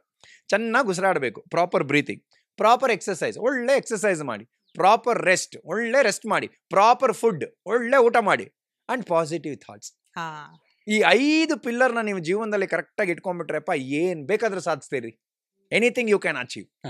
ಬಟ್ ನಮ್ಮಲ್ಲಿ ಏನು ಅಂತಂದ್ರೆ, ಯಾರನ್ನಾದ್ರೂ ಕೇಳಿ ಚೆನ್ನಾಗಿ ಬ್ರೀತ್ ಮಾಡ್ತಾ ಇದ್ದೀರಾ? ಇಲ್ಲ, ಬಾಯಲ್ಲಿ ಬ್ರೀತ್ ಮಾಡ್ತೀನಿ, ಉಸಿರಾಟದ ತೊಂದರೆ ಇದೆ. ಚೆನ್ನಾಗಿ ಎಕ್ಸರ್ಸೈಸ್ ಮಾಡ್ತಾ ಇದ್ದೀರಾ? ಮಾಡ್ತಾ ಇದ್ದೀನಿ. ಮಾಡ್ಬಿಟ್ಟು ಏನ್ ಮಾಡ್ತಿದ್ದೀರಾ? ನಾನ್ ಲಾಲ್ಬಾಗ್ ಹೋಗಿ 3 ರೌಂಡ್ ಹೊಡಿತೀನಿ ಗುರುಜಿ, ವೆರಿ ಗುಡ್. ಆಮೇಲೆ ಏನ್ ಮಾಡ್ತೀರಾ? ಎದುರುಗಡೆ ಇರೋ MTR ಹೋಗಿ ಊಟ ಮಾಡ್ಕೊಂಡ್ಬರ್ತೀನಿ, ತುಪ್ಪದ ಇಡ್ಲಿ ತಿನ್ಕೊಂಡ್ಬರ್ತೀನಿ. ಎಲ್ಲ ಆಯ್ತಾಗ ಕಾನ್ಸೆಪ್ಟ್. ಕರೆಕ್ಟ್ ಅಲ್ವಾ? ಕಾನ್ಸೆಪ್ಟ್. ಬಟ್ ಇದು ಯೋಗಿಕ್ ಡೈಟ್ ಅಂತ what you follow Guruji? Is there yogic diet? Yogasana teachers yogic diet ಅಂತ ಬೇರೆ ಸಪರೇಟ್? ಬರೀ ಯೋಗಾನೇ ಅಂತಲ್ಲ, ಜನರಲ್ ಆಗಿ ನಾವು ಡಯಟ್ ಅನ್ನ ತಗೊಳ್ತೀವಿ. ಏನಂತಂದ್ರೆ ನಮ್ಮ ತಾತ ಅಜ್ಜಿ ಹೇಳ್ತಾ ಇದ್ರು ನೋಡ್ರಿ ಕಾನ್ಸೆಪ್ಟ್. ಬೆಳಿಗ್ಗೆ ರಾಜನ್ ತರ ತಿನ್ಬೇಕು, ಮಧ್ಯಾಹ್ನ ರಾಣಿ ತರ ತಿನ್ಬೇಕು, ಸಾಯಂಕಾಲ ಭಿಕ್ಷಕನ್ ತರ ತಿನ್ಬೇಕು. ಅಂದ್ರೆ ಅರ್ಥ ಏನಪ್ಪಾ ಅಂತಂದ್ರೆ ಆ ಕ್ವಾಂಟಿಟಿ ಕಡಿಮೆ ಮಾಡ್ತಾ ಬರ್ಬೇಕು ನೀವು. ಬಟ್ ನಮ್ಮಲ್ಲಿ ನಾವೀಗ ಆಶ್ರಮದಲ್ಲೇ ತಗೊಳ್ಳಿ, ನಮ್ಮ ಪದ್ಧತಿ ಹೇಗೆ ಅಂದ್ರೆ 2 ಹೊತ್ತು. ಬೆಳಿಗ್ಗೆ ನಾವು 10-10ವರೆಗೆ ಬ್ರಂಚ್ ಅಂತ ಮಾಡ್ತೀವಿ, ಸರಿಯಾಗಿ ಊಟ ಮಾಡ್ತೀವಿ. ಅನ್ನ, ಸಾರು, ಮುದ್ದೆ, ಪಲ್ಯ ಚಪಾತಿ ಏನಿರುತ್ತೆ ಚೆನ್ನಾಗಿ ಮೀಲ್ಸ್ ಊಟ ಮಾಡ್ತೀವಿ. ಹ್ಮ್ ಯಾಕಂದ್ರೆ ಆ ಟೈಮಲ್ಲಿ ಊಟ ಮಾಡಿದಾಗ ಏನಾಗುತ್ತೆ ಅಂದ್ರೆ ನಮ್ಮ ದೇಹದಲ್ಲಿ ಅಗ್ನಿ ಇನ್ಕ್ರೀಸ್ ಆಗ್ತಾ ಹೋಗುತ್ತೆ ಮಧ್ಯಾಹ್ನದ ಹೊತ್ತು. ಸೂರ್ಯ ಮೇಲ್ ಬಂದಂಗೆ ಜಠರಾಗ್ನಿ ಇನ್ಕ್ರೀಸ್ ಆಗ್ತಾ ಹೋಗುತ್ತೆ. ಸೊ ಆ ಜಠರಾಗ್ನಿ ಇನ್ಕ್ರೀಸ್ ಆದಾಗ ನಾವೇನು ಊಟ ಮಾಡಿರ್ತೀವಿ ಅದೆಲ್ಲ ಡೈಜೆಸ್ಟ್ ಆಗ್ತಾ ಹೋಗುತ್ತೆ. ಸಂಜೆ ನಾವು ವಾಪಸ್ ಹೋಗ್ಬೇಕಾದ್ರೆ ಏನ್ ಮಾಡ್ಬೇಕು, ಸಂಜೆ ಹೊತ್ತು ಲೈಟ್ ಬ್ರೇಕ್ಫಾಸ್ಟ್ ತರ ಏನಾದ್ರು ತಗೋಬೇಕು, ಚಿಕ್ಕದಾಗಿ ತಗೋಬೇಕು. ಆದಷ್ಟು ಲಿಕ್ವಿಡ್ ಐಟಮ್ಸ್ಗಳನ್ನ ತಗೋಬೇಕು, ಸಾಲಿಡ್ ಫುಡ್ನ ತಗೊಂಬಾರ್ದು ಅಲ್ವಾ, ಯಾಕಂದ್ರೆ ಅವಾಗ ಅಗ್ನಿ ಕಡಿಮೆ ಆಗ್ತಾ ಹೋಗುತ್ತೆ. ಬಟ್ ಈಗೇನ್ ಮಾಡ್ತೀವಿ ನಾವು ಎಲ್ಲ ಉಲ್ಟಾ. ಬೆಳಗ್ಗೆ ಬ್ರೇಕ್ಫಾಸ್ಟ್ ಇಷ್ಟೇಷ್ಟು ತಿಂತೀವಿ, ಮಧ್ಯಾಹ್ನ ಸರಿಯಾಗಿ ತಿಂತೀವಿ, ಮಲಗೋಕ್ಕಿಂತ ಮುಂಚೆ ಚೆನ್ನಾಗಿ ತಿಂದು ಕುಡಿದು ಮಲಗ್ತಾರೆ. ಎಲ್ಲಿದೆ ಅಗ್ನಿ? ಅಗ್ನಿ ಕಡಿಮೆ ಇರೋ ಟೈಮಲ್ಲಿ ಅದು ಒಬೆಸಿಟಿಗೆ ಆಗುತ್ತೆ, ಡಯಾಬಿಟಿಕ್ ಬರುತ್ತೆ, BP ಶುರುವಾಗುತ್ತೆ, ಪ್ರತಿಯೊಂದು ಡಿಸೀಸಸ್ ಶುರುವಾಗುತ್ತೆ ನಿಮಗೆ ಯಾವಾಗ ತಿಂದಿರೋಂಥ ಆಹಾರ ಕರಗಲಿಲ್ಲ ಅಂತ. ಆಮೇಲೆ ನನ್ನ ಕೆಲವು ಜನ ಕೇಳ್ತಾರೆ, ಗುರುಜಿ ನಾನ್ ವೆಜ್ ತಿನ್ಬೋದಾ, ವೆಜ್ ತಿನ್ಬೋದು. ನೀ ಏನಾದ್ರೂ ತಿನ್ನಪ್ಪ, ನಿನ್ಗೆ ಡೈಜೆಸ್ಟ್ ಮಾಡ್ಕೊಳ್ಳುವಂತ ಕೆಪಾಸಿಟಿ ಇದ್ರೆ ಏನ್ ಬೇಕಾದ್ರೂ ತಿನ್ನಿ. That was my second question. Actually ಏನಂದ್ರೆ ಇವಾಗ ಯೋಗ ಟೀಚರ್ಸ್ ಅಥವಾ ಯೋಗ ಮಾಡೋರು ಜನರಲಿ ನಾನ್ ನೋಡ್ದಂಗೆ ಆಲ್ ವೆಜಿಟೇರಿಯನ್ಸ್. ಅದ್ ಯಾಕೆ? ನಾನ್ ವೆಜ್ ತಿಂದ್ರೆ ಏನೋ ಎಫೆಕ್ಟ್ ಇದೆಯಾ ಅಥವಾ ಇಸ್ ಇಟ್ ಹೌ? ಓಕೆ, ಈಗ ನಾವು ಯೋಗಶಾಸ್ತ್ರ ಪ್ರಕಾರ ಹೋದ್ರೆ ನಾನು ನಿಮ್ಗೆ ಅವಾಗಲೇ ಹೇಳಿದೆ, ಯಮ, ನಿಯಮ, ಆಸನ, ಪ್ರಾಣಾಯಾಮ, ಪ್ರತ್ಯಾಹಾರ, ಧಾರಣ, ಧ್ಯಾನ, ಸಮಾಧಿ ಅಂತಿದೆ. ಫಸ್ಟ್ ಸ್ಟೆಪ್ ಏನು? ಯಮ. ಆ ಯಮದಲ್ಲಿ ಫಸ್ಟ್ ಸ್ಟೆಪ್ ಅಹಿಂಸಾ. ಅದೊಂದು ಕಾನ್ಸೆಪ್ಟ್. ಅಂದ್ರೆ ನೀವು ಯೋಗ ಜರ್ನಿ ಶುರು ಮಾಡ್ಬೇಕಾದ್ರೆ ಮೊದಲನೇ ಸ್ಟೆಪ್ಪೇ ಅಹಿಂಸಾ. ಹಿಂಸೆ ಮಾಡಬೇಡಿ. ನೀವೀಗ ಪ್ರಾಣಿಗಳು ತಿಂತಾರೆ, ಅದು ಹಿಂಸೆ ತಾನೇನೆ ಅಲ್ವಾ? ಇದು ಯೋಗಶಾಸ್ತ್ರ ಪ್ರಕಾರ. ನೀವು ಜನರಲ್ ಆಗಿ ಮಾತಾಡೋದಾದ್ರೆ ನೀವು ಏನಾದ್ರೂ ಊಟ ಮಾಡಿಪ್ಪ, ಏನಾದ್ರೂ ತಿನ್ನಿಪ್ಪ, ತಿಂದು ಕರಗಿಸ್ಕೊಳ್ಳೋ ಕೆಪಾಸಿಟಿ ನಿಮ್ಗಿರ್ಬೇಕು. ಒಂದು. ಸೆಕೆಂಡ್ ಥಿಂಗ್, ವೆಜಿಟೇರಿಯನ್ ಜಾಸ್ತಿ ಆದ್ರೂ ಕಷ್ಟ, ನಾನ್ ವೆಜಿಟೇರಿಯನ್ ಜಾಸ್ತಿ ಆದ್ರೂ ಕಷ್ಟ, ಪ್ರೀತಿ ಜಾಸ್ತಿ ಆದ್ರೂ ಕಷ್ಟ, ದುಃಖ ಜಾಸ್ತಿ ಆದ್ರೂ ಕಷ್ಟ. Anything if it is too much, it is too bad. But there is no effect. ಅಂದ್ರೆ ನಾನ್ ವೆಜ್ ತಿನ್ನೋರ್ಗೆ ಆತರ ಏನ್ ಬೇರೆ ನೆಗೆಟಿವ್ ಎಫೆಕ್ಟ್ಸ್ ಏನ್ ಇಲ್ಲ ಯೋಗದಲ್ಲಿ? ಎಫೆಕ್ಟ್ ಅಂದ್ರೆ ಬದಲಾವಣೆಗಳಾಗ್ತದೆ, ನಿಮ್ಮ ಕ್ಯಾರೆಕ್ಟರ್ ಬದಲಾವಣೆಗಳು ಖಂಡಿತವಾಗ್ಲೂ ಆಗುತ್ತೆ ವಿನಯ್ ಅವರೇ. ಹೌ ಅಂತಂದ್ರೆ ಈಗ ನೀವು ತಿನ್ನುವಂಥದ್ದು ನಿಮ್ಮ ದೇಹದೊಳಗಡೆ ಒಂದು ಭಾಗ ಆಗೋಗುತ್ತಲ್ವಾ. ನೀವು ಮ್ಯಾಂಗೋ ತಿಂದ್ರೆ ಅದು ನಿಮ್ಮ ದೇಹದ ಮ್ಯಾಂಗೋ ಒಂದು ಪಾರ್ಟ್ ಆಗೋಯ್ತು, ಒಂದು ಅಂಗ ಆಗೋಯ್ತು, ಆ ನ್ಯೂಟ್ರಿಯೆಂಟ್ಸ್ ಅಂಗ ಆಗೋಯ್ತು. ಸೊ ಈಗ ನೀವು ಫಿಶ್ ತಿಂತೀರಾ, ಚಿಕನ್ ತಿಂತೀರಾ ಅನ್ಕೊಳ್ಳಿ, ಅದು ಕೂಡ ನಿಮ್ಮ ದೇಹದಲ್ಲಿ ಒಂದು ಅಂಗ ಆಗೋಯ್ತಲ್ವಾ. ಸೊ ಆ ಮ್ಯಾಂಗೋ ನಾವು ಕಿತ್ತಿದಾಗ ಅಷ್ಟು ನೋವನ್ನು ಅನುಭವಿಸ್ಲಿಲ್ಲ, ಯಾಕಂದ್ರೆ ಅದಕ್ಕೆ ಸೆಂಟ್ರಲ್ ನರ್ವಸ್ ಸಿಸ್ಟಮ್ ಇಲ್ಲ. ಈಗ ಪ್ರಾಣಿ ಪಕ್ಷಿಗಳಿಗೆ ಸೆಂಟ್ರಲ್ ನರ್ವಸ್ ಸಿಸ್ಟಮ್ ಇದೆ. ಅದು ಕಿತ್ತಿದಾಗ ನೀವು ಅದನ್ನ ಕಟ್ ಮಾಡಿದಾಗ ಏನಾಗುತ್ತೆ, ಆ ದುಃಖ, ಆ ಎಮೋಷನ್ಸ್, ಆ ಪೇನ್ ಇದೆ. So basically your muscles as memory. ಆ ಮಸಲ್ ಅಲ್ಲಿ ಮೆಮೊರಿ ಇರೋದ್ರಿಂದ ಆ ದುಃಖ, ಎಮೋಷನ್ಸ್ ಎಲ್ಲ ಹಂಗೆ ಬ್ಲಾಕ್ ಆಗಿರುತ್ತೆ. ಸೊ ನೀವು ಅದೇನೇ ತಿಂತಾ ಇದ್ದೀರಾ. So you are basically swallowing the same emotions, you are eating the same emotion which becomes the part of your life, which becomes the part of your body. ಈಗ ನೀವು ಕೆಲವು ಟೈಮ್ ಏನು ಮಾಡ್ತೀರಾ ಹೇಳಿ, ಮನ್ಸಿಗೇನೋ ಒಂಥರ ದುಃಖ ಆಗ್ತಾ ಇದೆ, ಮನ್ಸಿಗೇನೋ ಒಂಥರ ದುಃಖ ಆಗ್ತಾ ಇದೆ ಅಂತ ಇರ್ತೀರ. ಅಂದರೆ ನಿಮ್ಮಲ್ಲೂ ಆ ಎಮೋಷನ್ಸ್ ಅದು ಇದೆ ಅಲ್ವಾ, ಏನೋ ಬ್ಲಾಕೇಜಸ್ ಇದೆ. ಸೇಮ್ ಥರ ಪ್ರಾಣಿ ಪಕ್ಷಿಗಳಿಗೂ ಇರ್ಬೋದಲ್ವ, ನಮ್ಗೆ ಗೊತ್ತಿಲ್ಲ ಅಷ್ಟೇ, ಇರ್ಬೋದಲ್ವಾ. ನಾವು ಅದನ್ನು ತಿಂತೀವಿ. ಆಮೇಲೆ ಇನ್ನೊಂದು, ನಿಮ್ಮ ದೇಹನ ನೀವು ದೇವಾಲಯ ಅನ್ಕೋತೀರ. ದೇವಸ್ಥಾನಕ್ಕೆ ನೀವು ಹಣ್ಣು ಹಂಪಲು ತಗೊಂಡು ಹೋಗ್ತೀರಾ, ಚಿಕನ್ ಸತ್ತೋಗಿರೋ ಚಿಕನ್ ಅಥವಾ ಫಿಶ್ ತಗೊಂಡು ಹೋಗ್ತೀರಾ. ಬಟ್ ಕೆಲವೊಂದು ದೇವರುಗಳಿಗೆ ನೈವೇದ್ಯ ಅಂತ ಮಾಡ್ತಾರೆ, ನೈವೇದ್ಯ, ಸೆಮಿ ಗಾಡ್ಸ್ ಅಂತ ಕರಿತೀವಿ ಅದನ್ನ ನಾವು. ಅಂದ್ರೆ ಒಂದ್ ಮೂಲ ದೇವರುಗಳು ಒಳಗಡೆ ಇರ್ತೈತೆ, ಅವ್ರಿಗೆ ನೀವು ಹಣ್ಣು ತರಕಾರಿಗಳನ್ನ ನೈವೇದ್ಯವಾಗಿ ಇಡ್ತೀರ, ಪಂಚಾಮೃತವನ್ನ ನೈವೇದ್ಯವಾಗಿರ್ತೀರ. ಮುಂದಗಡೆ ಇರುವಂತ ಗಾರ್ಡಿಯನ್ ಅಂತ ಏನ್ ಕರಿತೀವೋ ಅವರು ಕ್ಷುದ್ರ ದೇವತೆಗಳು ಅಥವಾ ಡೆಮಿ ಗಾಡ್ಸ್ ಅಂತ ಕರಿತೀವಿ. ಅವರು ಮಾಂಸ ಭೋಜನಗಳನ್ನ ಮಾಡುವಂತವ್ರು. ನೀವು ಯಾವತ್ತು ಮೇನ್ ಗಾಡಿಗೆ ಎಲ್ಲೂ you will not keep any non vegetarians. ಗರ್ಭಗುಡಿಲಿ ನಾನ್ ವೆಜಿಟೇರಿಯನ್ಸ್ ಇರೋದಿಲ್ಲ. ಆ ಬಲಿ ಅವೆಲ್ಲ ಕೊಡುವಂಥದ್ದು ಮೇನ್ ದೇವ್ರಿಗಲ್ಲ. ಈಚೆ ಕಡೆ ನಿಂತಿರ್ತಾರೆ ನೋಡಿ ಸೋಲ್ಜರ್ಸ್, ಅವ್ರಿಗೆ ತೃಪ್ತಿ ಮಾಡೋದಕ್ಕೆ. ಅವ್ರ ತೃಪ್ತಿ ಆದ್ರೆ ನೀವು ಒಳಗಡೆ ಹೋಗೋದಕ್ಕೆ ಸಾಧ್ಯ. ನೀವು ವಾಚ್ಮೆನ್ನ ಫ್ರೆಂಡ್ ಮಾಡ್ಕೊಳ್ಳಿಲ್ಲ ಅಂತಂದ್ರೆ ಆಶ್ರಮದ ಒಳಗಡೆನೆ ಬಿಡಲ್ಲ. ಆ ಥರ ಅಷ್ಟೇ ಕಾನ್ಸೆಪ್ಟ್. ಬಟ್ ಏನು ಗೊತ್ತಾ, ಏನಾದ್ರೂ ತಿನ್ನಿ Vinay, eat anything, but have a capacity to digest. But yoga ಅಭ್ಯಾಸ ಮಾಡಕ್ ಶುರು ಮಾಡಿದ ತಕ್ಷಣ automatically you will become vegetarian. ನಿಮ್ಮಲ್ಲಿ ಆ ಬದಲಾವಣೆಗಳಾಗ್ತಾ ಇದೆ. ಬರೀ ಪ್ರಾಣಿಗಳ ಬಗ್ಗೆನಲ್ಲ, ಮನುಷ್ಯರ ಬಗ್ಗೆನೂ ಅಷ್ಟೇ. ಯಾಕೆ ನಾವು ದುಃಖ ಕೊಡಬೇಕು, ಅದು ಆಟೋಮೆಟಿಕ್ ಆಗಿ ಚೇಂಜ್ ಆಗೋಗುತ್ತೆ. So you will go into that innocence. ನಾನು ಅವಾಗಲೇ ಹೇಳಿದ್ನಲ್ವಾ, ಆ ಇನೋಸೆನ್ಸ್ಗೆ ತಗೊಂಡು ಹೋಗ್ಬಿಡುತ್ತೆ ನಿಮ್ಮನ್ನ. ಬಟ್ ಗುರುಜಿ ಇನ್ನೊಂದು ಹೇಳ್ತಾರಲ್ಲ, ಇವಾಗ ಅವ್ರವ್ರ ಕರ್ಮಗಳು ಹೆಂಗಿರುತ್ತೆ ಅವ್ರ ಹತ್ರ, ಅಂದ್ರೆ ಕೆಲಸಗಳು ಯಾವ ಥರ ಇರುತ್ತೆ ಆ ಥರದ ಮೇಲೆ ಅಂತ. ಇವಾಗ ನೀವು ಹಿಂದಿನ ಅವಾಗೆಲ್ಲ ಯುದ್ಧಗಳೆಲ್ಲ ಆಗ್ಬೇಕಾದ್ರೆ ಸೊ ಸೈನಿಕರೆಲ್ಲ ಅವ್ರಿಗೆ ನಾನ್ ವೆಜ್, ಕ್ಷತ್ರಿಯರು ಸೈನಿಕರೆಲ್ಲ ನಾನ್ ವೆಜ್ ತಿಂದ್ರೇ ಶಕ್ತಿ ಬರುತ್ತೆ ಅಂತ ಇತ್ತು. ಸೊ ಅವ್ರು ತಿನ್ಕೊಂಡು ಯೋಗ ಪ್ರಾಕ್ಟೀಸ್ ಮಾಡ್ತಿದ್ರ? ಅದೊಂದು ಜಸ್ಟ್ ಮೈಂಡ್ ಸೆಟ್ ಅಷ್ಟೇ. ಏನು ಬರೀ ನಾನ್ ವೆಜ್ ತಿಂದವರೇ ಶಕ್ತಿ ಇರ್ತಾರೆ ಅಂತೇನಿಲ್ಲ. ವೆಜಿಟೇರಿಯನ್ ತಿಂದವ್ರು ರೆಸ್ಲೆಸ್ ಎಲ್ಲ ಇದ್ದಾರೆ. ನೀವು ಯುರೋಪ್ ಕಂಟ್ರೀಸಲ್ಲಿ ನೋಡಬೇಕು, ಮ್ಯಾಕ್ಸಿಮಮ್ ಅಲ್ಲಿ ವೆಜಿಟೇರಿಯನ್ಸ್ ಇದ್ದಾರೆ, ಏನೇನೆಲ್ಲ ಸಾಧನೆ ಮಾಡಿದ್ದಾರೆ ಅಂತ. ಅದೊಂದು ಜಸ್ಟ್ ಮೈಂಡ್ ಸೆಟ್ ಅಷ್ಟೇ. ಈಗ ಎಕ್ಸಾಂಪಲ್ ಕಾಫಿ ಕೊಡಲಿಲ್ಲ ಅಂತಂದರೆ ಕೆಲವು ಜನಕ್ಕೆ ಬಾತ್ರೂಮ್ ಹೋಗೋಕ್ಕಾಗಲ್ಲ. ಆದರೆ ಸೈಂಟಿಫಿಕ್ ಬ್ಯಾಕ್ಗ್ರೌಂಡ್ ಏನೂ ಇಲ್ಲ. ಅದೊಂದು ಮೈಂಡ್ ಕಾನ್ಸೆಪ್ಟ್ ಅಷ್ಟೇ ಅದು. ಗುರುಜಿ, ಕುಂಡಲಿನಿ ಶಕ್ತಿ ಅಂದ್ರೆ ಏನು? ನಾನು ಸ್ವಲ್ಪ ಎಕ್ಸ್ಪ್ಲೈನ್ ಮಾಡಿ. ಇವಾಗಂತೂ ಕುಂಡಲಿನಿ ಶಕ್ತಿ ಅಂದ್ರೆ ದೊಡ್ಡ ಕಾನ್ಸೆಪ್ಟ್ ಎಲ್ಲಾ ಕಡೆ. ಎಕ್ಸಾಕ್ಟ್ಲಿ. ನಾನು ಮೊನ್ನೆ ಇನ್ಸ್ಟಾಗ್ರಾಮ್ ಅಲ್ಲಿ ಒಂದು ಅಡ್ವರ್ಟೈಸ್ಮೆಂಟ್ ನೋಡಿದೆ, 299 ಪೇ ಮಾಡಿ ನಿಮ್ಮ ಕುಂಡಲಿನಿ ಚಕ್ರವನ್ನ ಅವೇಕನ್ ಮಾಡ್ಕೊಳ್ಳಿ ಅಂತ. ದೊಡ್ಡ ಒಂಥರ ಫನ್ನಿ ವರ್ಡ್ ಆಗ್ಬಿಟ್ಟಿದೆ ಇವಾಗ ಸುಮಾರು ಜನಕ್ಕೆ ಅದು. ಅದೊಂದು ಕುಂಡಲಿನಿ ಅನ್ನುವಂಥದ್ದು ತುಂಬಾನೇ ಇಂಟೆನ್ಸ್ ಸಾಧನ ಮಾಡುವಂತ ಒಂದು ಟೆಕ್ನಿಕ್, ಅದು ಒಂದು ಪ್ರಾಕ್ಟೀಸ್. ಅದು ಕುಂಡಲಿನಿ ಶಕ್ತಿ ಅಥವಾ ಕುಂಡಲಿನಿ ಅವೇಕನಿಂಗ್ ಅನ್ನುವಂಥದ್ದು ಸರ್ವೇ ಸಾಮಾನ್ಯ ಜನ ಮಾತಾಡುವಂತಹ ಒಂದು ಸಬ್ಜೆಕ್ಟ್ ಅಲ್ಲ. ಅದು it's A very deeper and intense practices.